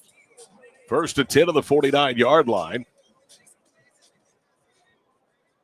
Line of scrimmage at the 44. The scoreboard now is showing the West does not have a timeout. The East has 2 remaining. Out of the gun, it's Bennett. He's hit as he throws for Henderson in the backfield. He makes a defender miss. He's inside the 45 to the 41-yard line. A gain of 8 and a timeout. This will be charged to the East. Should leave them with 1 with 18 seconds to play here in the first half. We'll go ahead and keep it right here. Jeff Craig, now the head coach at McAllister, will join us at halftime. Brian Smith, whose son Ford Smith is playing in this ball game, one of 3 8-man representatives in the OCA All-State game in 2025. He'll join us as well. Be interesting to see what the East offense approach is here with 1 timeout left, and ball is about the 42, 43-yard line. So see what kind of kicking game if they got, and see what the play call is. Picked up minimal yardage. Picked up 3. It's 2nd down and 7 of the 42-yard line. Again, the timeout charge to the east will leave them with 1 more remaining. Try to move this thing along as quickly as they can. Good crowd here on hand. Maybe not quite as big as we've seen in past years, but still a good crowd nonetheless. From the West 42, shotgun snap, Bennett hit as he throws it up left, the ball up for grabs, tipped and incomplete. He was looking for Elijah Hughes, and in coverage that time was Cork Pierce from Blanchard. That'll stop the clock with 12 seconds to play. That was a good play call. That catch is made, then you call a timeout, and you have maybe 1 or 2 cracks at it from inside the 15. Yeah, you got about 2 snaps left there, Todd, inside the 15, and you can, at that point, you don't really need any timeouts. You can call plays in the end zone and try to get 2 or 3 cracks at it. 3rd and 7 of the 42-yard line. Twins to the near side. 2 receivers to the short side as well. Back to throw again is Bennett. Flush for the pocket from his own 49. Throws it in the middle. The ball is caught. And that is Cale Marley doing a lot of dancing. He's tackled to the 28-yard line. And there's the final timeout with 4 seconds to go here in the first half. They're hurrying to the line. The clock now moves as they set the chains. So that preserved the timeout. They spike it with 2 seconds left.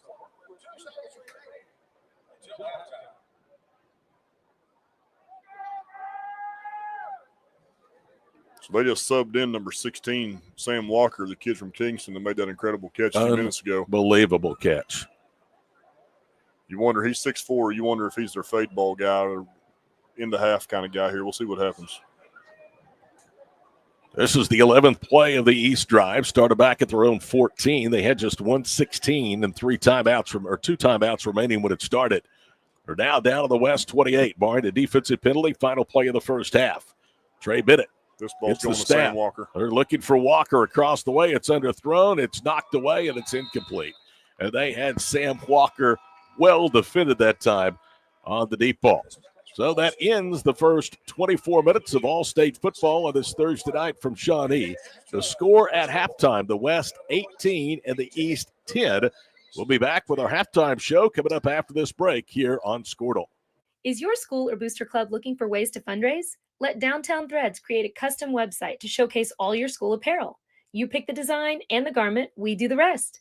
We will handle all the payments and cut you 1 check when the website is closed. Call today, 580-237-7060. Downtown Threads, proudly supporting all local high school athletes.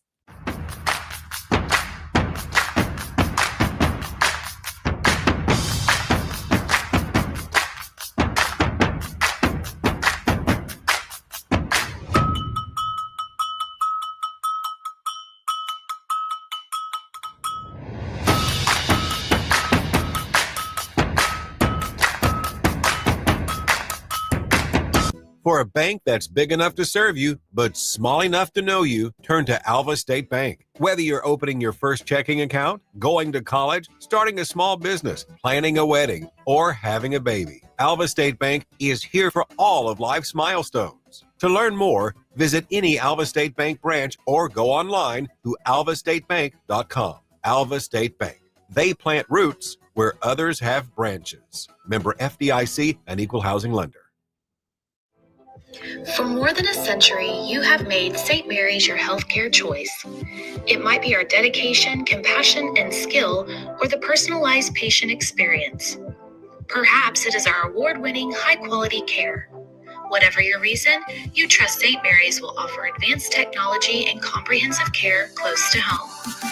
Learn more about our services at stmarysregional.com. Hi again, everybody, and welcome back here to the campus of Oklahoma Baptist University in Crane Family Stadium at the Herd Athletic Complex. We are at halftime with the West All-Staters leading the East 18-10. There's been a safety. There's been some big plays. There's been a 1-yard touchdown run on 4th and goal to go. This game has really had it all. It also has had a Dukes interception after the East began their first drive of the night at the 41-yard line. Jeff Craig, the Former head coach at Blanchard, now the head coach at McAllister, joins us. Coach, it's always great to see you. It's good to be here, Todd, and we actually got a break, didn't we, on this weather thing? We did. You've been part of this game for many years, where there's been water break, timeouts, and the field heat's been 110. This is nice. You can't beat it.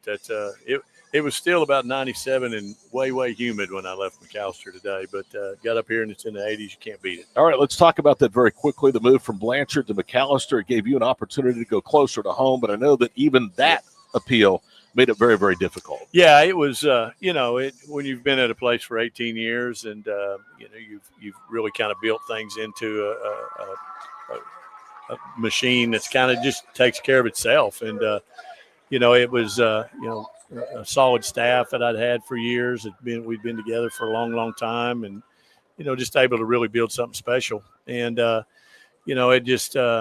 was a tough call, but. The one thing I've always preached to our kids is, family comes first, and family came first on this deal. And I needed to make a decision for my family and, with my parents and stuff. And I don't regret that. And I enjoy the opportunities that I get right now to spend time with them. And it's been a good change, and it was tough, but we'll make the best out of it. And I think having you closer to home, that can extend parents' lives. I mean, having their children around them is a big thing. Well, absolutely. My stepdad was in poor health, and my mom's really having to take care of him. And, so being able to be there to help.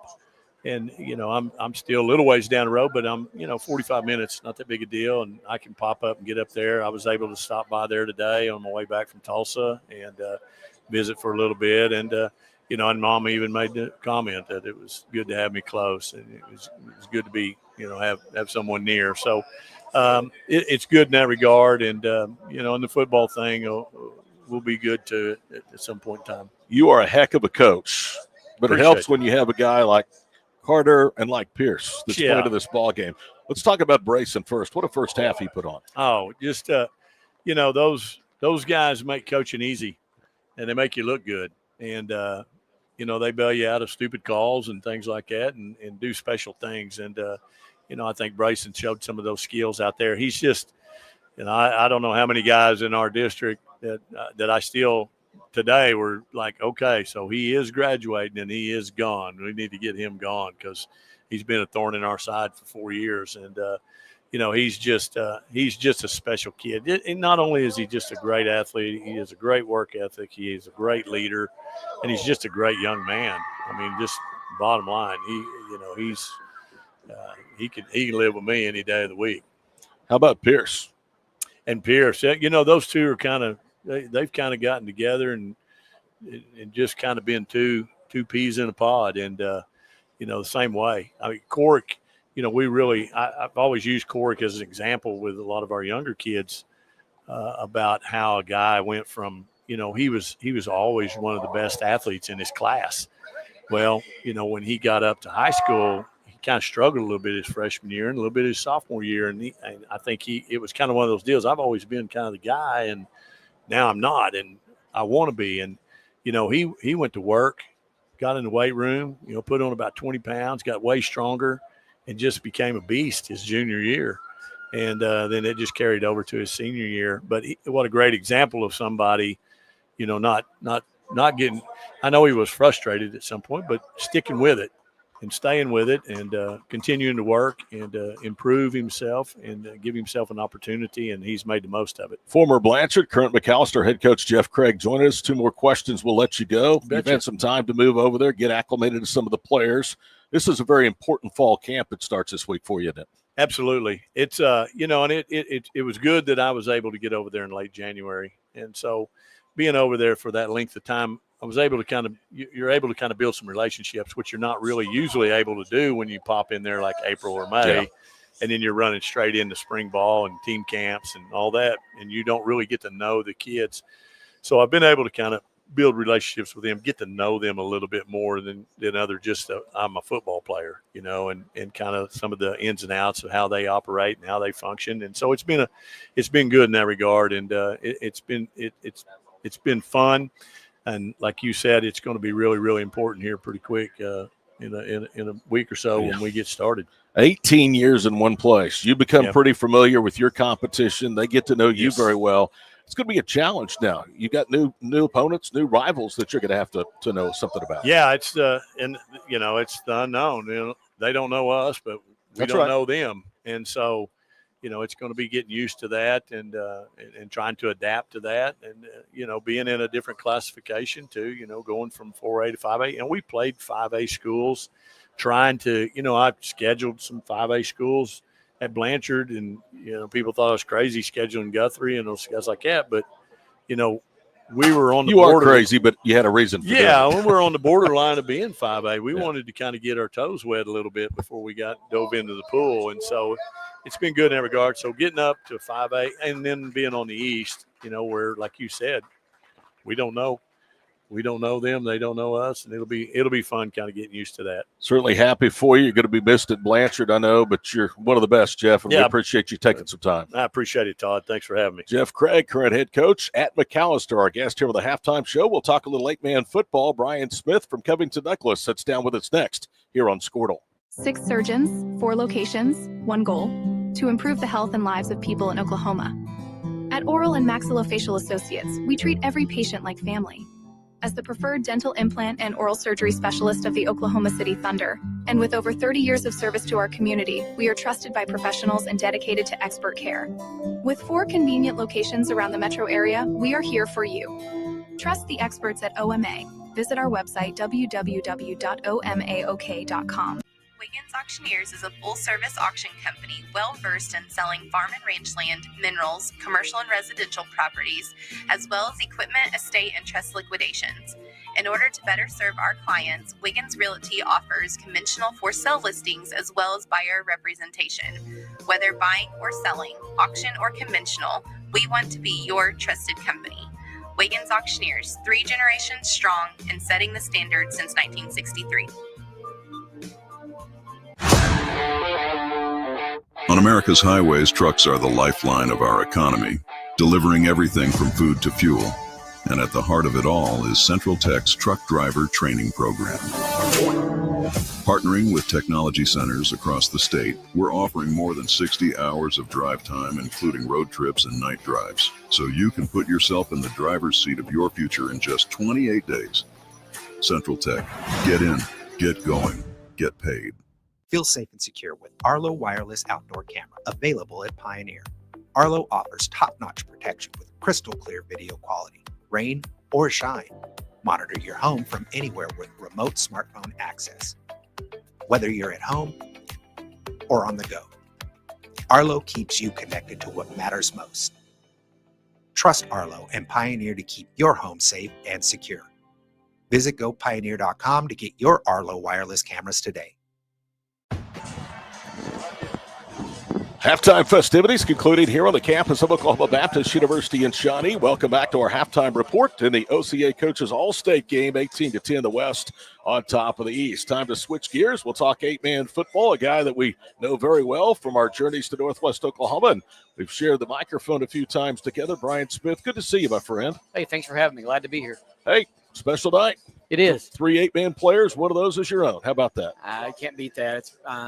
It's very exciting for all those 8-man guys, but also very exciting for Ford and Covington Douglas to be represented here tonight. Last year had to be a little bit of a melancholy year. I don't know if that's a sad year for you, because Ford's a great player, but he's also your son, and you lose both of those from your program. Well, the funny thing is, they're not really funny, but in the last, I think it's been since 2009, I've either had one of my brother's kids or one of my kids playing for me all but 1 year. So it's going to be a little different not having a Smith out there, and been pretty fortunate to have some good players that go around all those over the years, and it's been a fun ride. Still going to have some good players this year? Yeah, I think, we lose a lot. We lost 6 really good seniors that hardly ever came off the field, but we do have some underclassmen that, contributed a lot, and I'm expecting big things. I think we're kind of getting maybe overlooked a little bit, and we got a lot to prove, but I think we got some kids that can do some jobs. Brian, I think it's great to see 4 8-man All-Staters in this game. Felix Teal obviously elected not to play, but there's 3 other ones. Back in the day, it used to be 1 or 2 max. Yep.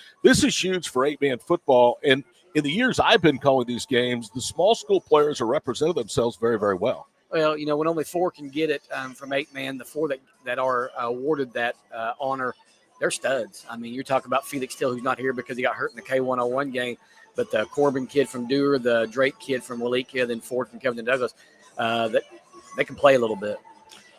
What's your thoughts on the first half? A lot of athletes all over the field, isn't there? There is. I thought they've done a really good job offensively, both of them moving the ball. The quarterbacks had to run or scramble a lot to get by extra time, but they've made some really nice throws out of the pocket and nice receptions and moving the chains, and they've been some good drives. First half, Brian, it looked like it was going to be a defensive game, at least the first quarter. Offensive output kind of upticked in the second period, and that's to be expected at an all-star game. I mean, the defenses obviously have the advantage. Well, they've only had 5 practices, Yeah. 2 on Tuesday, 2 on Wednesday, then 1 today. Hard to put much in offensively. A lot easier to come out here and run a defense that most of these guys are comfortable with. A little hard to learn all the terminology on offense in 5 practices. What is it like being a coach in an all-star game or an all-state game where you have to try to get that knowledge to your players in such a short period of time? Well, I think the first thing is you got to simplify it as much as possible so that kids can be on the same page. And then as you kind of see what's going on after day 1 or day 2, maybe you start throwing some wrinkles in or start adding some things. And I bet they're right now adding some things at halftime. Good to see you, my friend. Can you believe another football season is almost upon us? I know, it's crazy. Summer flies by anymore, and every year goes by a little faster. I'm getting closer to retirement, and I'm ready for it. Good to see you, Brian. Yeah, see you. Brian Smith, head coach at Covington Douglas, visiting with us. His son, Ford Smith, one of the 3 8-man players in the OCA All-State football game. We are at halftime, 18-10. The second half begins after this break right here on Squirtle. This is Game Time. Neptune Game Time creates a high-energy game day atmosphere that your players and fans will love. Every song in our database is 100% lyric safe, which means you can stop screening music for good. Game Time also provides custom messaging to help you promote your upcoming events, concessions, and event-specific announcements. And it gives you the opportunity to sell sponsorships on your station that will generate revenue for your athletic department. Amp up your game day with Game Time.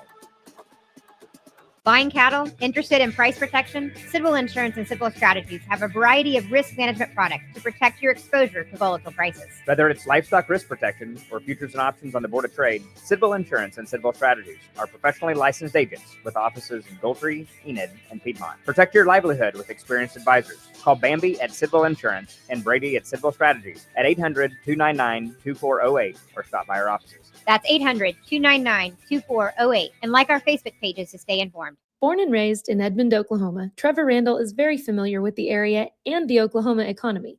Trevor enjoys helping customers just like you identify the insurance coverage that best fits their needs, with over 19 years of experience to help you better understand the options, whether that's auto, home, renters, business insurance, and more. So give Randall Insurance Agency a call at 405-341-7878 and let us help you get the protection you need with the service you deserve. Looking to jumpstart your career affordably? Tri-County Tech is the place. Our award-winning school, powered by OK Career Tech, offers top-notch instructors and job placement support to help you secure your dream job. Join the workforce sooner with our programs, especially in high-demand fields like construction and healthcare. We provide quick and easy in-house financial assistance for most programs. With our new flexible year-round schedule for working adults, you can achieve your goals at your own pace. Classes start soon, so visit tricountytech.edu/adult and start your journey today.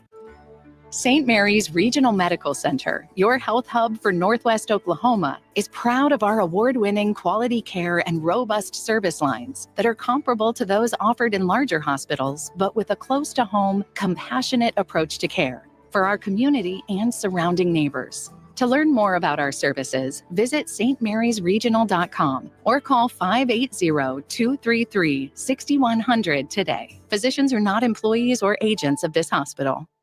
When your business is agriculture, you want a bank behind you that doesn't cut and run at the first sign that there will be some tough times ahead. There are good years and there are always bad years. At Farm Credit of Western Oklahoma, we're here for them all. Agriculture, it's the backbone of our local community. We believe in it. We invest in it. We're here for the long haul. If you're in agriculture, it's time to let Farm Credit of Western Oklahoma make your best even better. Contact a loan officer today. Farm Credit of Western Oklahoma, the area's leading lender in agriculture.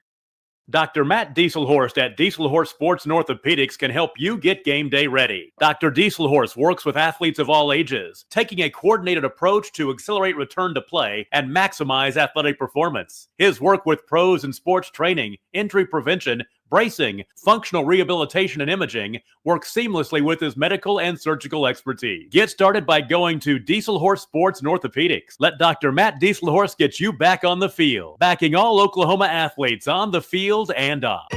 So you want to create your future, discover a path worth traveling down, find a career to get excited about.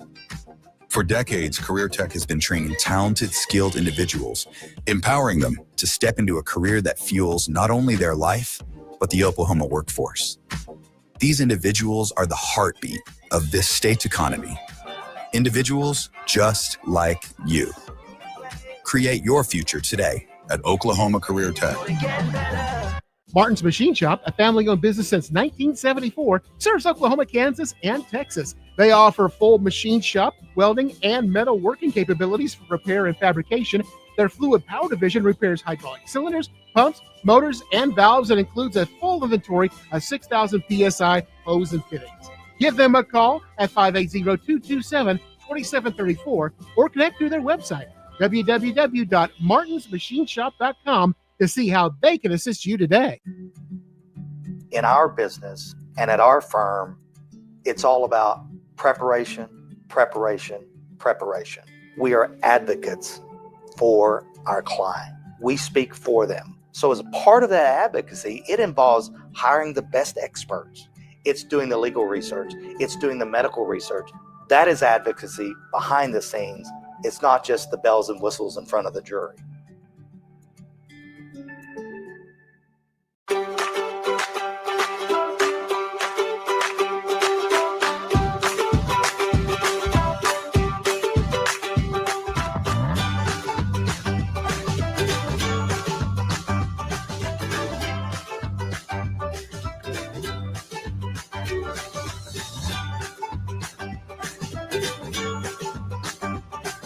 Stream like the pros with Squirtle Live. Find out more at squirtle.com/stream. Welcome back here to the campus of Oklahoma Baptist University in Shawnee. Todd Miller, Sean Meek, the entire crew with you as we're down to the final two periods of All-State Week for the Oklahoma Coaches Association. Again, if you have not heard the news, they will move their convention to Edmond starting next year for the first of 3 years, and more than likely all the All-State festivities would probably be played around Edmond and UCO, but that decision has not yet been made. Scored in the first half, East took a 2-0 lead on a safety on a bad snap over the punter's head. He went to the ground of the end zone. It was 2-0. First scoring offensively came on a three-play, 83-yard drive. Payne, a 47-yard touchdown pass to Carter. The conversion failed, and they had two really big plays in that drive that helped them get the first touchdowns of the night. After a three-play-and-out drive with 42 seconds to go in the first period, the West took over, and they faced 4th and goal to go inside the one. It was Overton from Moreland that was able to punch it in. He made it at that time a 12-2 game after the conversion failed, and that drive took up over half a period when you combine the final 42 seconds and the first 4.5 minutes of the second period. McElvain then a 28-yard touchdown pass to Walker on a terrific play by Sam Walker. The ball looked like it was headed over his head. He made a diving, one-handed, stretched-out catch. The two-point conversion failed, and then again, Williamson, a 32-yard touchdown pass to Geisler. That made the score what it is at halftime, 18-10. The West won. They deferred. The East won. They deferred. So they will get the football. The West will have the win to their back, and it doesn't seem like it's near as much of a breeze as it was in the first half. It was out of the east-northeast at about 10 to 12 miles per hour, but above ground level, you could see on some punts and some special teams plays that it really was playing havoc. Set to return is Elijah Hughes along with Sean Hill. The kickoff will be coming from Colton Carlock. And here we go. Second half underway from Shawnee. And it's going to be taken by Hughes at the 20. Swings wide right, 25. Hughes to the 30. And with nimble feet, tiptoes out to the 37-yard line. And that is where the East will have it trying to get back in this football game, trailing by a full 8 points, 18-10. Good return there from Hughes. Good starting field position for the East offense. This is the part of the game, Todd, always gets really fun because both rosters, both coaching staffs kind of get a chance to get a feel for it and know what works and make some halftime adjustments. And now it's time to go try to win a game. Officially at the 36 is where they put the ball down. The East has had the upper hand in terms of field position for most of this ball game. The starter at quarterback in the second half is going to be Trey Bennett. Bennett with the inside handoff and not much doing, a yard to the 37, and then he's pushed back. And again, that stout defensive front for the West, and we've seen it with the East as well, on the stop defensively was Friedrich.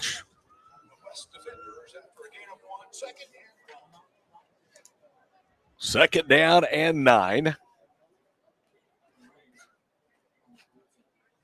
Fulgham is the setback. Direct snap, back to throw as Bennett. Throws over the middle, diving catch right at the first down sticks at the 47-yard line. Good catch that time by Deion Franklin, the Ranger from Nathan Hale. They put it at the 46, which is good for a first down, but it was right at the marker. 10:45 to play here in the third quarter. Just really continue to be impressed with Bennett's feet and ability to throw on the move, Todd. Very, very good. Small school player shows that if you're a good football player, you can play against any level of competition. First down and 10 on the 46-yard line. Single setback. Bennett fakes the handoff, throws a lateral to the near side. It's going to go out of bounds. He was looking that time for Cale Marley, and that's when Marley's most dangerous, is when they can get him out in open space on the flat.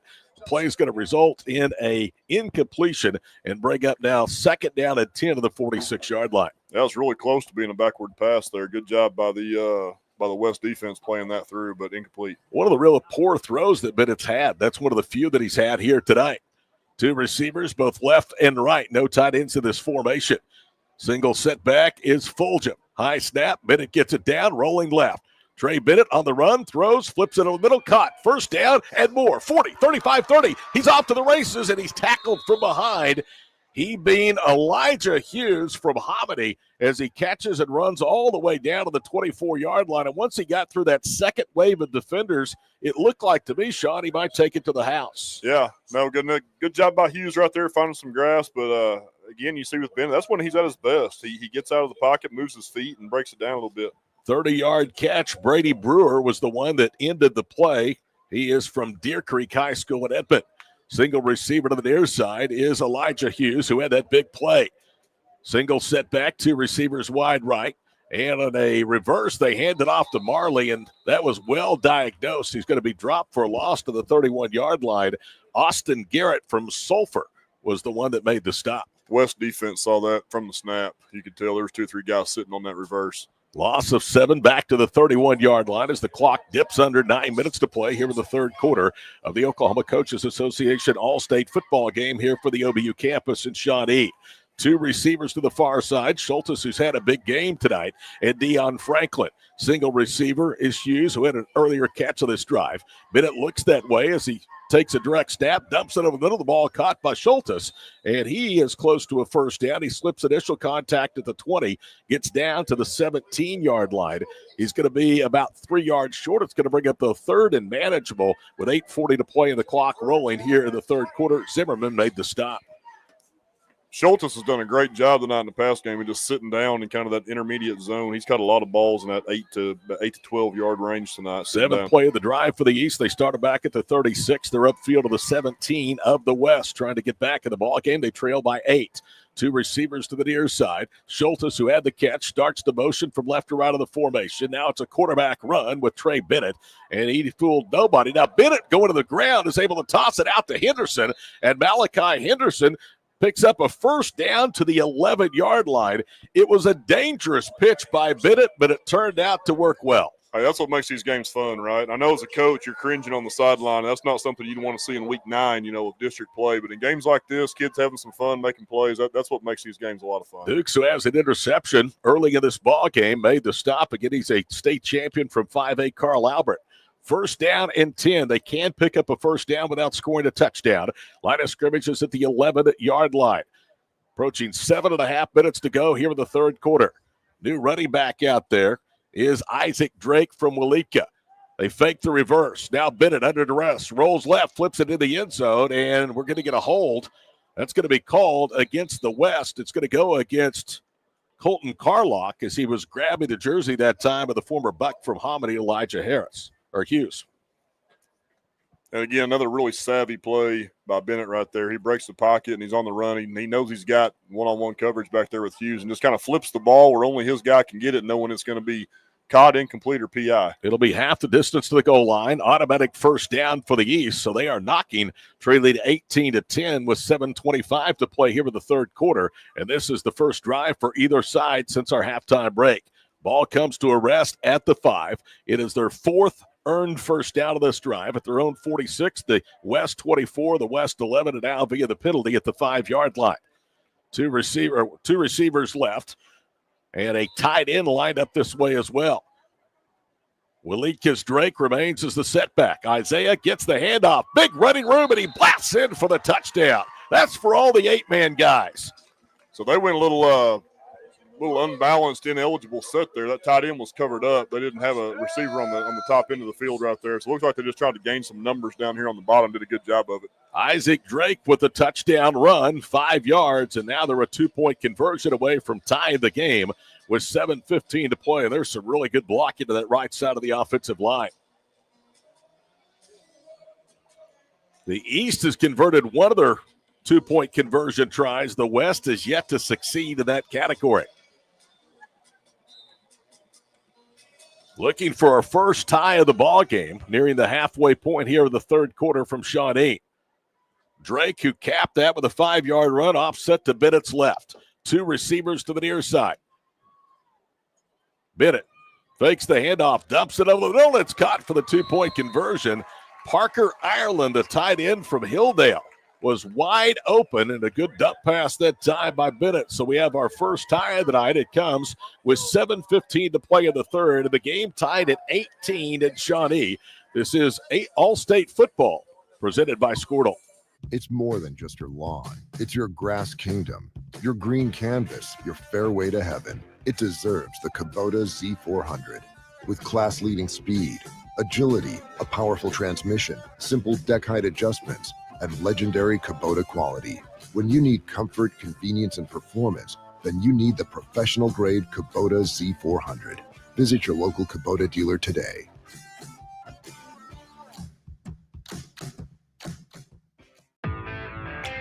Day in and day out, you're committed.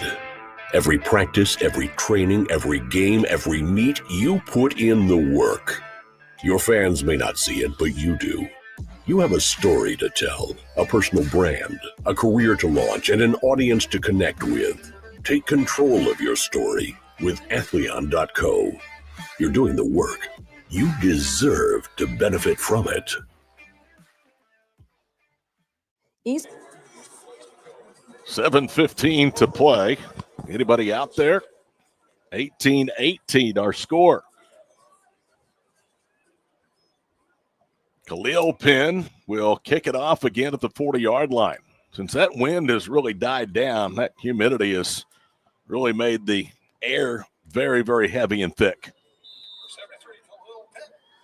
Grayson Carter, one of the two deep return men, along with Carlock. It is going to be a reverse as Carter flips it to Carlock. 25, circles back to the 24, out across the 27, falls forward to the 29-yard line. Dawson Fulgham out of Lincoln Christian on the stop. Really good play design on that last 2-point conversion from the East offense. Just they ran that power play out of that set quite a few times tonight, and they just attached a little wide delay to it for that 2-point conversion. So that was a great play call. Here we go. First down and 10, West at the 29. Late first half, they were able to answer an East scoring drive. Let's see if they can do it right here. Back to throw. Looking deep over the field for Carter, and he just overthrew him, incomplete. And that was Jax Bernard from Fairview. And that guy has a cannon for an arm. He's not as big as a lot of quarterbacks you see, but, boy, he can throw it with the best of them. Well, it's tough to overthrow that guy. Brayson Carter had a couple steps on him.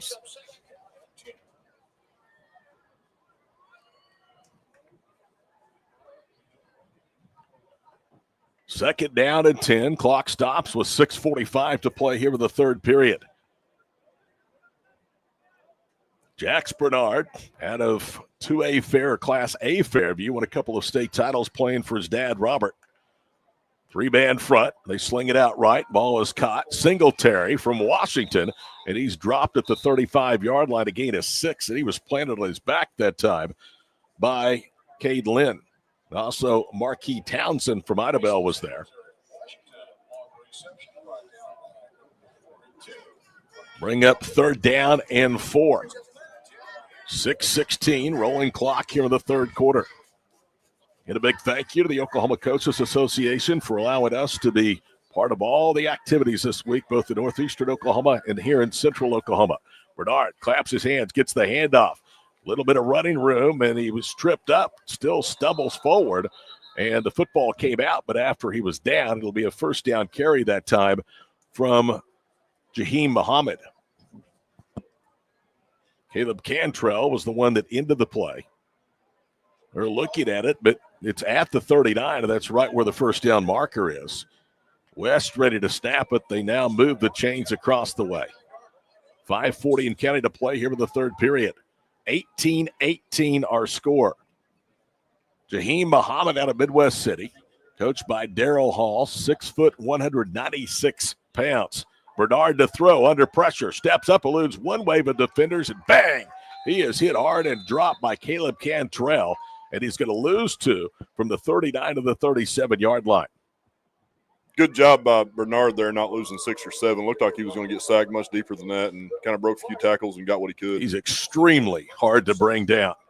Good to see him back out there. He had that horrible injury to end his senior athletic career in the Yellow Jackets' final game. Lost to the state semifinals. Who knows if it would have been a three-peat had Bernard stayed healthy. Second and 8 at the 37-yard line. High snap. Now they'll hand it off to Muhammad again. Makes a little cut right to left. Gets the 2 yards lost back of the previous play to bring up third down and 10.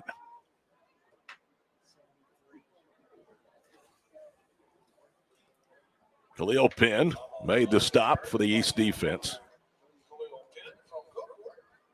2 receivers left and right. One of the receivers to the far side is Crosby Cartwright. He's out of Texoma. Bernard slaps his hands. Now he and Muhammad get their feet tangled up and go to the ground. It's going to be a loss all the way back to the 35-yard line. Yeah, this looked like Bernard and Muhammad had a little bit of trouble with the mesh point right there and got tangled up, like you said, Todd. So here we go. Colton Carlock on to punt again. This time he will punt with what breeze there may be above the field. He did not punt well in the first quarter when he was punting into that wind, although the flag right now at the north end is completely limp. He'll kick it away to Schultes from Lincoln Christian. Plenty of time on the play clock. They snap it with 20. Snap floats back, and he gets a leg into it. It's an end-over-end kick, another short one. Can he turn it over? It hits at the 44 and bounces upfield to the 42 and then runs laterally. And that's where the possession will start for the East, looking for their second lead of the night, their first since a 2-0 advantage very early in the contest. See if the East can keep some offensive momentum rolling here off that last drive. I really think, again, we've been bragging on him, but I think they found something with Bennett at quarterback and just getting him on the move and finding guys. First and 10 at the 42-yard line. By 6 yards, their better field position for their touchdown drive that covered 64 yards in 9 plays. Double tight end lined up left, 2 receivers to the near side. Tahlequah quarterback is out there. He hands it off, and falling forward is going to be Isaac Drake. That is Cash McElvain out there with quarterback. Gain goes for about 5 to the 47-yard line. I know we said the same thing about Bernard a few minutes ago, Todd, but it looks like Drake from Walika he plays the same way. He's a thick kid. It looks like he plays heavy. He's tough to bring down. Colin Donnelly from Elgin was in there with that stop. Second down and a long 4 from the 47-yard line. McIlvain hands it off to Drake. He has the touchdown on the board here in the second half. He spins and boom, down he goes at midfield. Boy, he got hit and hit hard. It was Corrick Pierce. We talked to his head coach, Jeff Craig, at halftime. He's out of Blanchard, third down and short.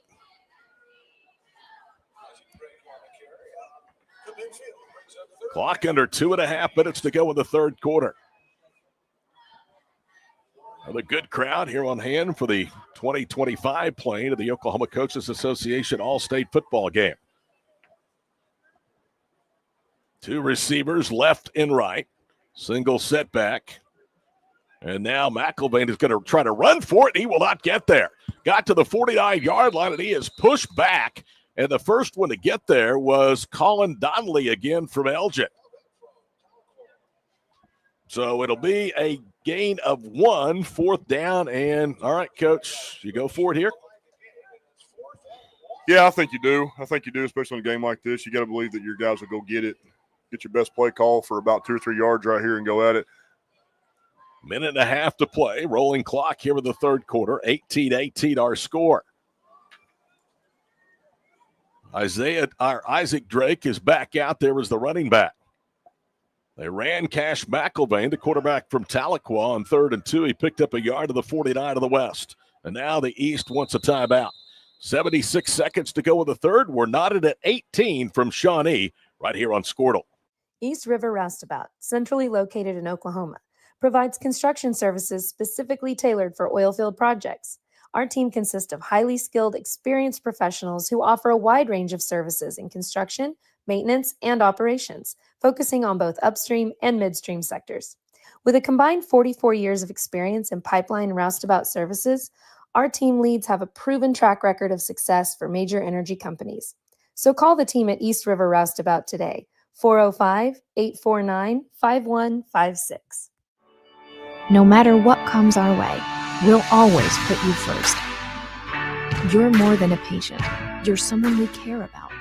And we're working hard every day to keep you safe and continue to give you the best care so you can feel comfortable here. Not because Stillwater Medical is a healthcare provider, but because we're your provider. And we're ready to see you and serve you right here at home.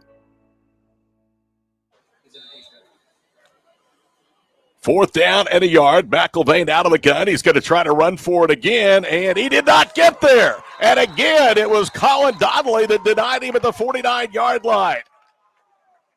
That is some terrific heads-up play by the linebacker out of Elgin. I'll tell you what, Todd, anybody that's watching tonight or is here watching the game live that was at the 4A title game with Elgin and Tuttle this year, watched him do that same thing for 4 quarters at UCO. Number 18 is all over the field defensively for Elgin throughout the year, and he has been tonight too. And you said that's one of the best football environments that you've ever been around. No, it was incredible, that 4A title game. And both sides were packed out at UCO. We had tailgates going on before the game, and it was an incredible game with a ton of ball players on both sides. It was the most fun I had at a state title game in quite a few years. First down and 10 near midfield of the 49-yard line. They'll take to the air. Jackson Payne looking, scrambling, now just flips it out of bounds. And that will be an incompleted pass. It'll bring up second down and 10 at the 49-yard line. Okay, we were just told a story about Dawson Fulgham. He apparently is very, very good in theater. He won the Discover Award and now is going to go to New York City for the Tony Awards, I believe. He has chosen an acting career over football. And there's a very good chance that acting career is going to go longer than anybody's football career anyway. Second down and 10 of the 49-yard line.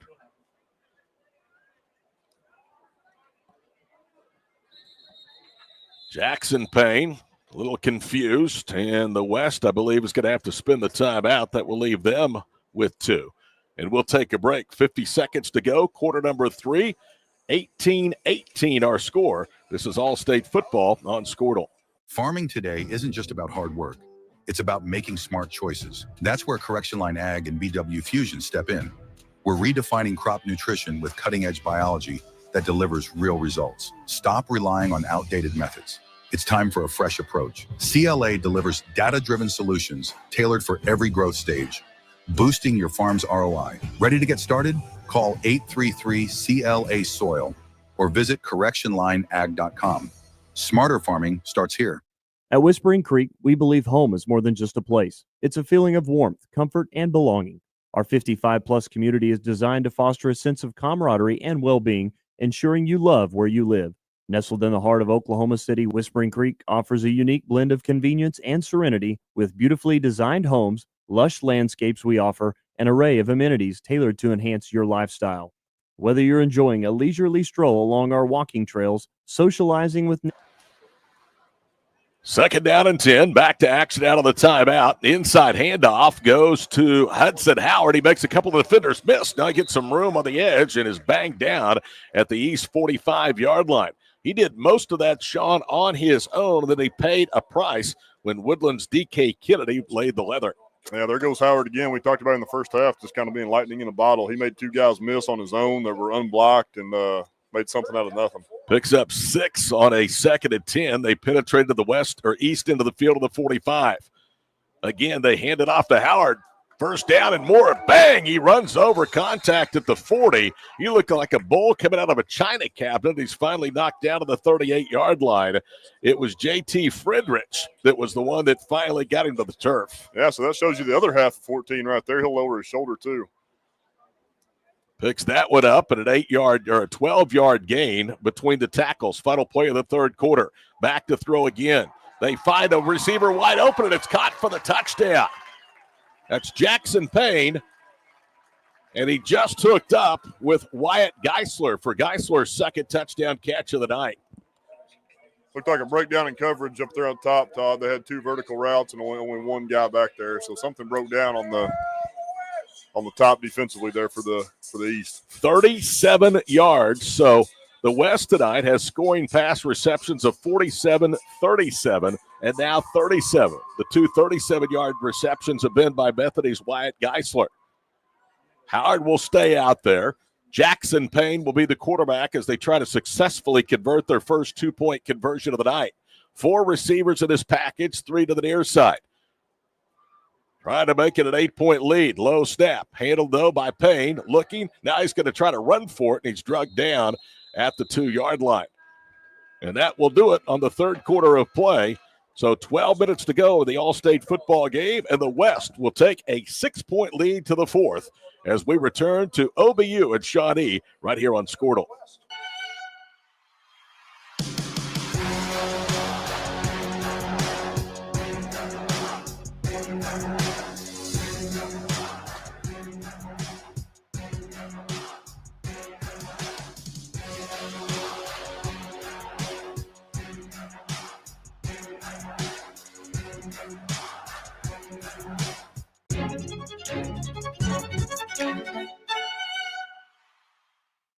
Why be a ranger? At Northwestern, with small classes, you can be seen. With over 40 programs from business to nursing, you can be career-driven. With a campus home away from home, you can be independent. With over half our students graduating without student loans, you can be debt-free. And with a mosaic of cultures, you can be you. Northwestern, success lives here. For over a century, Sooner Plains Ag has been at the heart of our communities. Sooner Plains Ag is proud to support all area students and athletes from their hometowns and yours. Sooner Plains Ag is ready to service your grain, fertilizer, and farm supply needs. You can also fill up at one of their 2 convenience stores in Fairview and Mino. Sooner Plains Ag is honored to serve their member owners in their 4-county area for more than 100 years. Sooner Plains Ag, farmers helping farmers. It's that simple. Pretty cool in an all-state game when you see high school teammates connect for 6. It was an all-Bethany 37-yard score, Payne to Geisler. Geisler now has touchdown catches from Payne, his quarterback at Bethany, and from Williamson from Mustang. Here is Carlock to boot it away. Short kick to the far side, return from the 32, cuts left to the 35, out of bounds near the 36-yard line. Cale Marley from Rejoice Christian was on the return. It'll be first down and 10. They officially say at the 35-yard line. 11:54 to play in the ball game. Hard to believe, but after this game, there's about a week until prep fall camps open around the state of Oklahoma. Where is this summer gone?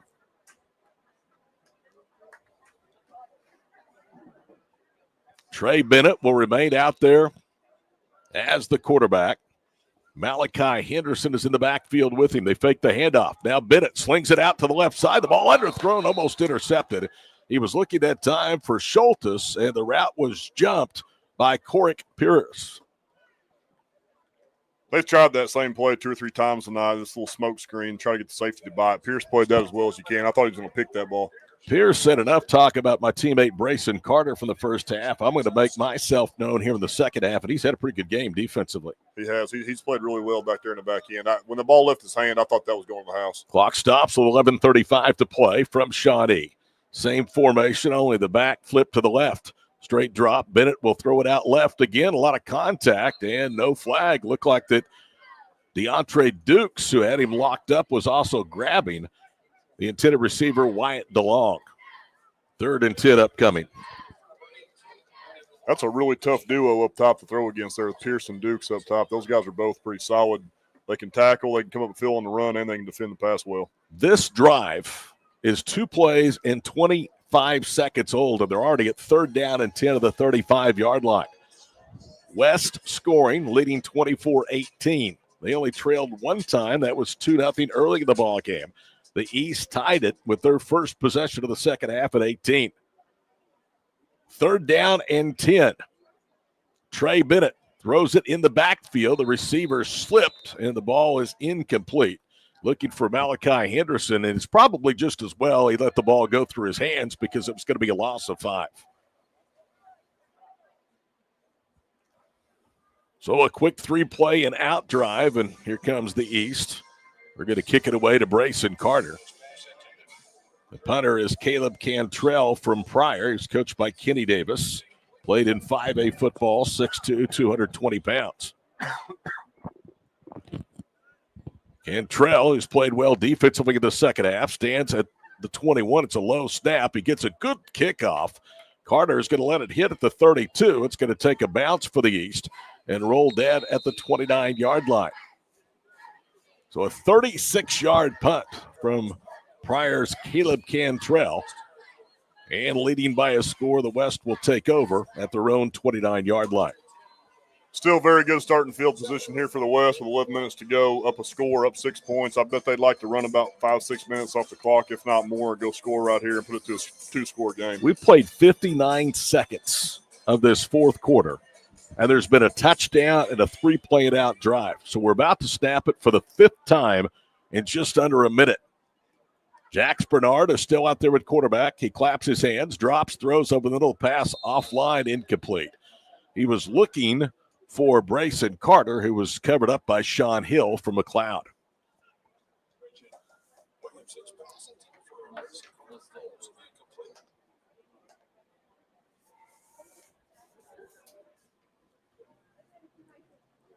It's actually Trajan Williamson that is out there at quarterback.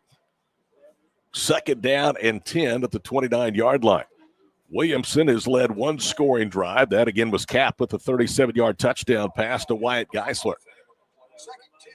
Single setback, and they hand it off with a little bit of running room on the right side across the 35. And going to be close to the first down out to the 37-yard line. Caden Overton was on the carry. Haven't seen a lot of him here in the second half. He played a lot in the first half. Overton does a really good job when they run an inside zone scheme that he cuts it back against the grain. He does a really good job of that, kind of getting the defense flowing one way and cutting back. Picked up 7, now makes it a manageable 3rd and 3 at the 37-yard line. Overton in the backfield. They hand it to him again. He was hit, stays on his feet, dives forward, and he's right at the first down marker. The official on the near side saying it is a first down, and a lot of that, again, on a short run situation, Sean, was all because of Moreland's Caden Overton. Overton's a big, strong kid, and he's even after contact, he can fall forward for 1 or 2, and in that situation, that's just what you need. They give him to the 39-yard line. It's like a generous spot as they reset the down marker. First down and 10 to the 39. Back to throw again. Williamson, and his out route almost jumped. It would have been a pick six. He was dialed in on Jaheim Muhammad, the former bomber for Midwest City High School.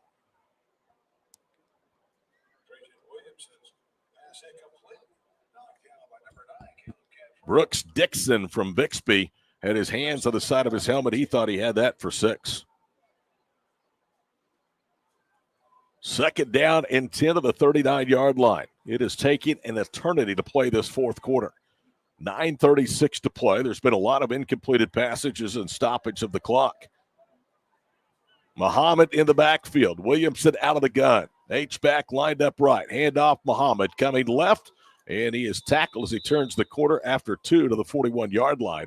Initial hit that time was made by number 36, I believe that's Lance Fish. Both offenses have had a tough time tonight, Todd, even through 3.5 quarters of really establishing sustained success in the run game. Both fronts are tough. I was going to say it's like a concrete wall out there, and they're only playing 3 men. 9 minutes and counting to play in the ball game. Second down and 9 to the 41-yard line. Muhammad, the single setback. Back to throw Williamson for the 32, and he's in trouble, and they're finally going to get him down. We've seen near sacks all evening long. The East finally gets Williamson down at the 33-yard line. A loss of 8, and it's now 4th and 17. So I mentioned before that drive, Todd, how the West would like to take about 5 or 6 minutes off and go score, and they did the exact opposite. So the East is going to get the ball back here in good field position with a chance to go tie the game or go ahead. Marquis Townsend from Idabel was the one that got there first and got home to drop him for a big loss of 8. So now we'll have a punt upcoming with 8:18 to play and a flag thrown to the defensive backfield. East got 12 men. That's exactly what it is. So that'll move them up a little bit, make it 4th down and 12 at the 37-yard line. Here it is to be made official. It is too many men on the field, so 4th and 12 now at the 37-yard line. Looks like that is going to be Williamson that's going to be punting as Trajan stands back at the 24-yard line. 24-18 our score. And as they snap the ball, we get a whistle, and I think somebody may have moved up front. It's exactly what it is, so they'll exchange 5-yard penalties. It'll back them up again to the 32. This game has gotten a little bit ugly here in the fourth quarter.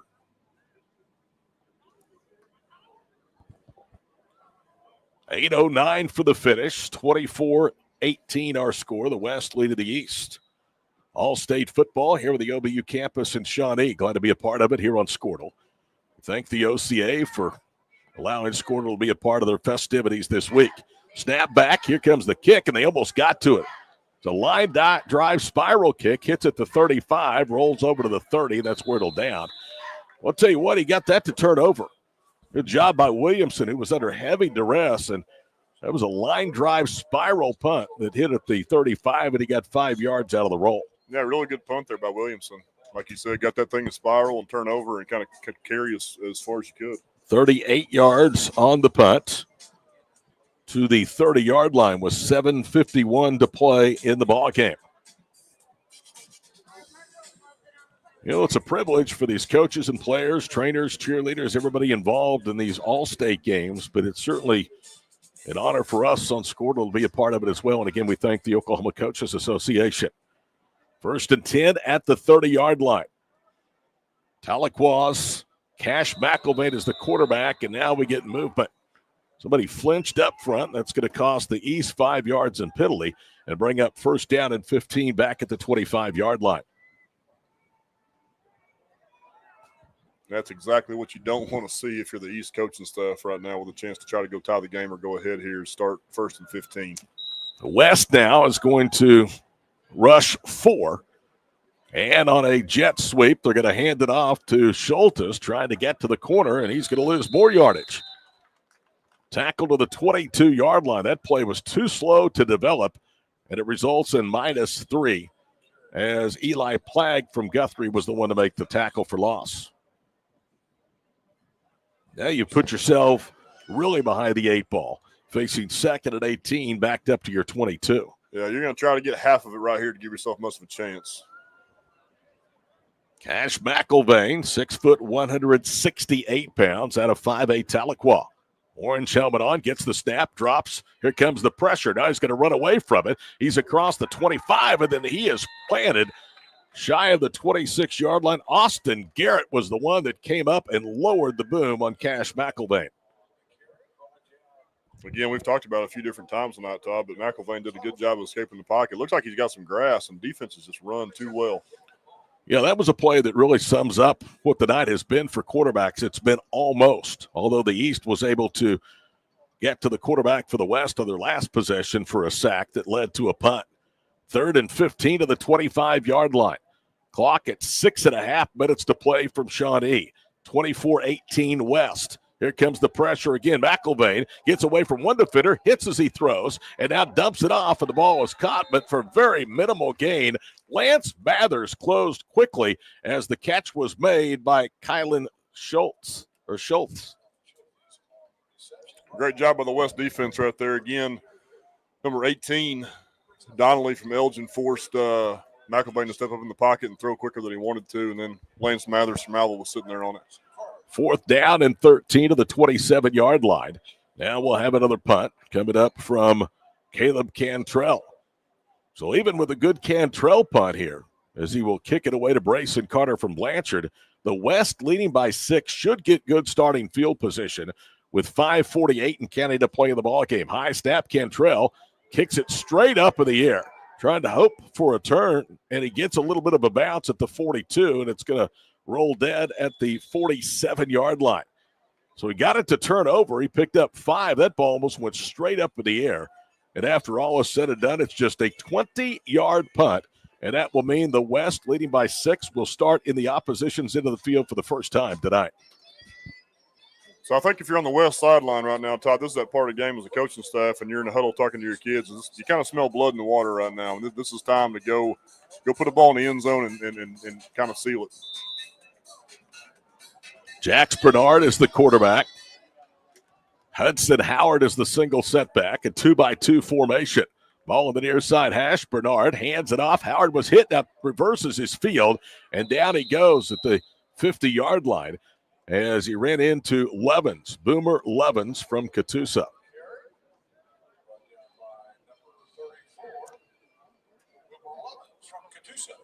Five minutes and counting to play in the ball game. 24-18 our score. West wants to work the clock, Sean, but they need to be a little aggressive, too, with just a 6-point lead. Yeah, I'm really surprised. We talked about it earlier, but I'm really surprised they haven't gone to more quick passing game on first down. Bernard with Howard to his left. 2 receivers flank both left and right. Howard gets the fake handoff. They pitch it out left. Ball caught 47-45 and up to the 42-yard line. Catch was made by Creighton Jones, and he's going to get very near a first down. It's going to bring up 3rd down and short. The ball at the 41-yard line, a gain of 9. Yeah, those type of schemes right there, Todd, are kind of what I'm talking about. You get the ball to your hand quick. It should be a very completable pass, so keep the clock running. It's effectively a run. You certainly have the athletes and the speed at the wideout position to get it done. 4:15 and counting to play in the ball game. West could put it away with a touchdown here. They're in 2-down territory, likely facing 3rd down and 3 at the East 41-yard line. Jax Bernard headed for Northwestern, gets a high step, pulls it down, hands it off to Howard. Howard makes a cut. He's close to the first down, and he has it. Struggling for 2 more yards after contact. He's down to the 29-yard line, and Sean, they had him hit maybe a half yard short, and then at the first down marker before he scored it out. Yeah, great effort right there. Those are the kind of plays that get you fired up on your sideline because, with the clock and the situation right now, those are the kind of plays that keep the chains moving to go win a game. I missed which offensive lineman it was, but outside of just Howard's effort there. I believe it was number 55. Looked like Warner from Lawton MacArthur came up and gave a great push too. So just as much an effort play on him right there. 3:37 to play in the ball game. 1st and 10 West at the East 34-yard line. Back to throw. Bernard throws over the middle on a slant, and he threw it behind his intended target. That is Creighton Jones. 2nd down and 10. That play was going to go for minimal yardage.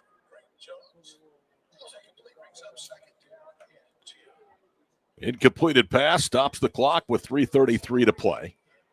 Tonight brings to a close the Summer of Squirtle. All started back with the OBCA boys all-state games at UCO and Edmond in June. The 7-on-7 shootouts, the basketball camps, and then, of course, the OCA all-state festivities. So glad to be a part of all of it. Handoff goes to Overton, slips an ankle tackle, and he almost broke it. He's down to the 21-yard line. They spiked the ball in his hands after he thought he was going to break it, but JT Friedrich had other ideas. It's officially at the 26, not the 21. So it's a gain of 8. It's going to bring up 3rd down and a yard. Yeah, Overton was a shoelace away right there, Todd, of sealing this game.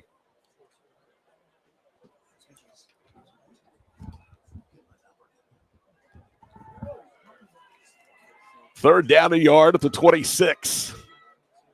Overton is the single setback. 2 receivers left. The H-back to the near side as well. They'll run it wide right. Overton has the first down.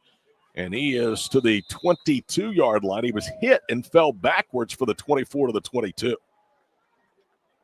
This is exactly the kind of drive you want to see if you're the West sideline, West coaching staff right now. I think they got the ball with around 5 minutes left. 5.5 to be exact. This drive 3 minutes and 10 seconds old, and the clock continuing to wind. East has 2 timeouts. The West has 2 timeouts at their disposal. West trying to beat the East here in the all-state football game from Crane Family Stadium at the Herd Athletic Complex. Next snap will come with 2 minutes to go in the ball game. Bernard hands it off. Again, it's Overton. He made a cut.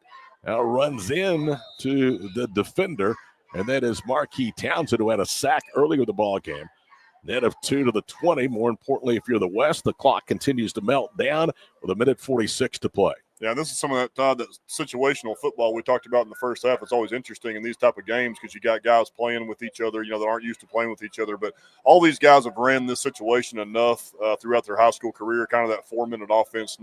Quarterback knows he's not snapping the ball till it's under 5 on the play clock, and these guys are doing a good job. I'll tell you, I've been really impressed with Caden Overton tonight. When Absolutely. they've needed him in short yardage situations, he has come through, including a couple of times of this drive that now is us down to the 1:15 mark of the 3rd or 4th quarter, and Bernard wants a timeout.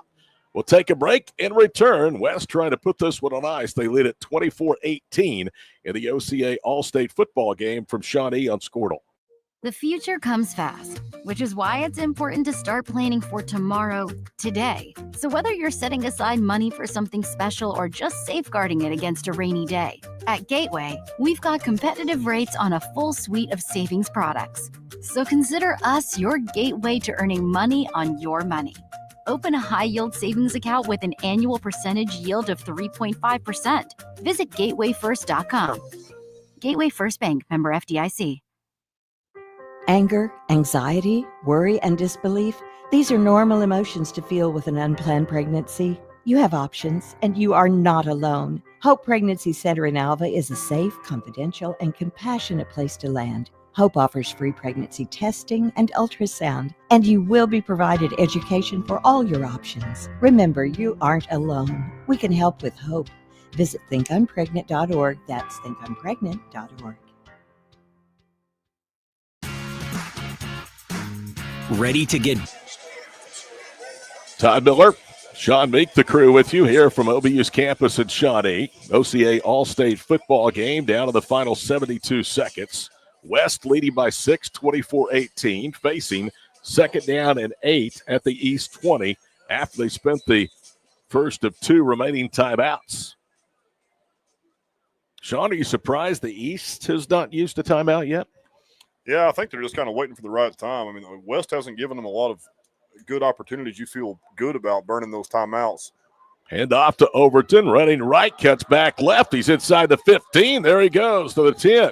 And a first down run to the 9, give him 11 yards, and there you go again. When they need something to the ground, Caden Overton from Moreland gets it done. And he keeps running the same scheme. I mean, he's been their inside zone guy tonight. They got some guys they've ran some power, some gap scheme stuff with, but he is their inside zone back, you can tell throughout the night.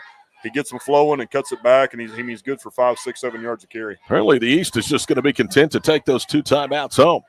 Everybody's standing around, 12 of the play clock, 45 seconds to play in the ball game. 24-18 our score. And again, Bernard and company is not going to snap it with less than 2 seconds on the play clock. High snap, they get it off, they hand it off again. They'll take and one right make here. it a cut. There'll be the first one, is Overton. And he goes down after a yard gain to the 8.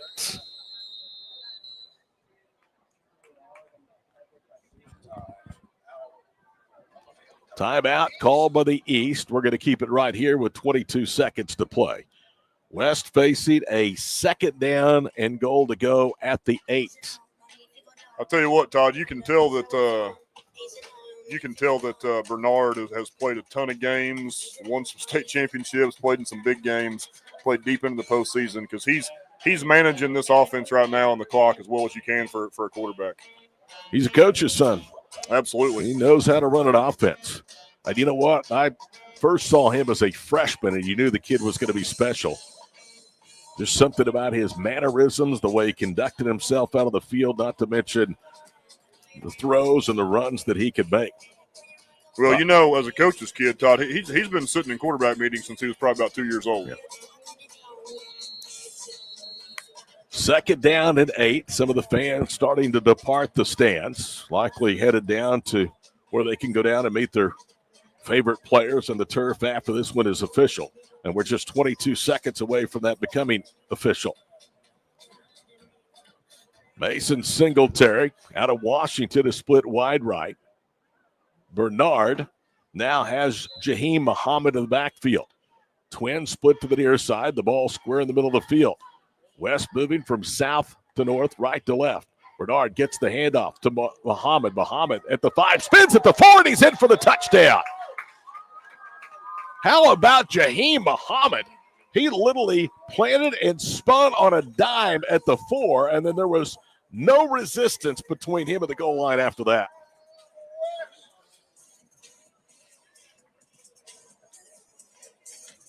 That will cap it with 6 seconds to play.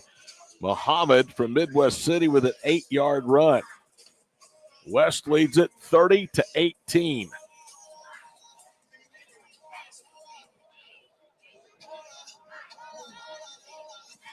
Like we talked about, Todd, they got this ball with 5.5 minutes left, up 6, and they score a touchdown with 6 seconds left on the clock. They've had 2 really impressive drives. Their second touchdown of the first half went from the final 42 seconds of the first quarter to the 5:31 mark before halftime.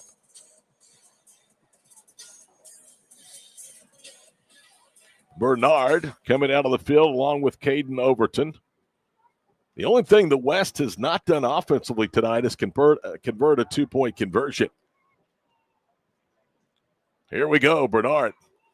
Overton to his left, handoff Caden, down he goes. He was cut down immediately by Cantrell. And the try for 2 fails. We'll take a break with 6 seconds to play. West headed for victory here on Squirtle. Ready to get back in the game? Great news. The movement experts at Physical Therapy Central can help you find relief and results and keep you off the sidelines. With over 30 convenient locations across Oklahoma City and beyond, contact PT Central today at ptcentral.org to see a physical therapist. Our brand, Octus Legacy Private Wealth Management, is a reflection on our commitment to our clients, each other, and the growth we hope to achieve. As friends for multiple years, we operate like a tight-knit family where harmony and collaboration thrive. Our dedicated team of financial professionals complement each other, drawing on decades of shared experience. With a keen eye for detail, we understand each other's strengths allowing us to deliver quality service. Our camaraderie extends beyond the workplace. We connect as friends, checking in over the weekends to stay connected. Our bond transcends the typical 9-to-5 workday, reflecting our commitment to genuine relationships. To become a client today, call us at 405-252-5925. Enabling local. Sidwell Distribution is a local business that loves supporting Northwest Oklahoma schools and businesses. We are here to service all of your concession stands, restaurants, food trucks, churches, and more. With candy, paper goods, fried food basics, and even local products, we will exceed your expectations with competitive pricing and excellent service. Carlock to kick it away. Final 6 seconds of the All-State football game here from Shawnee. Carlock squibs it up the middle. It's going to be falling onto the 41-yard line to preserve time. Nothing runs off the clock. And there'll be time for one or two more plays for the East.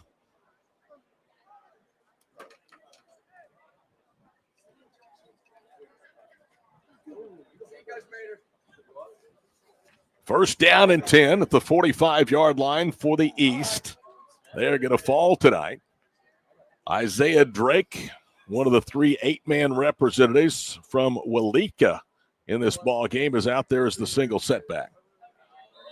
They're just going to nail down on it. So this will be the final play of the ball game. Everybody in tight, and that's exactly what they do. And the final score tonight will be 30-18. The West beats the East here at the OCA All-State football game from Shawnee. Our post-game show is coming up after this break. We're going to hand out our unofficial player of this game. That's next here on Squirtle. Brahms is bringing the heat. Introducing Brahms' new spicy chicken sandwiches. Flavor this good just can't be beat. Brahms' crispy, tender, spicy chicken delivers just enough kick to ramp up our original recipe. Get it regular or club style with crispy bacon and American cheese. Add on Brahms sauce for that extra burst of heat, and you have spicy chicken sandwich perfection, because nothing is better than Brahms. Summer job, babysitting money, graduation gifts. Sounds like it's time to open a free student checking account with Communication Federal Credit Union. It's made for teens and tweens. Open your new account and get a free Visa debit card for secure shopping power online or in stores. Plus, mom and dad can transfer money in and manage it all from the app. Go to comfedcu.org for details. Communication Federal Credit Union.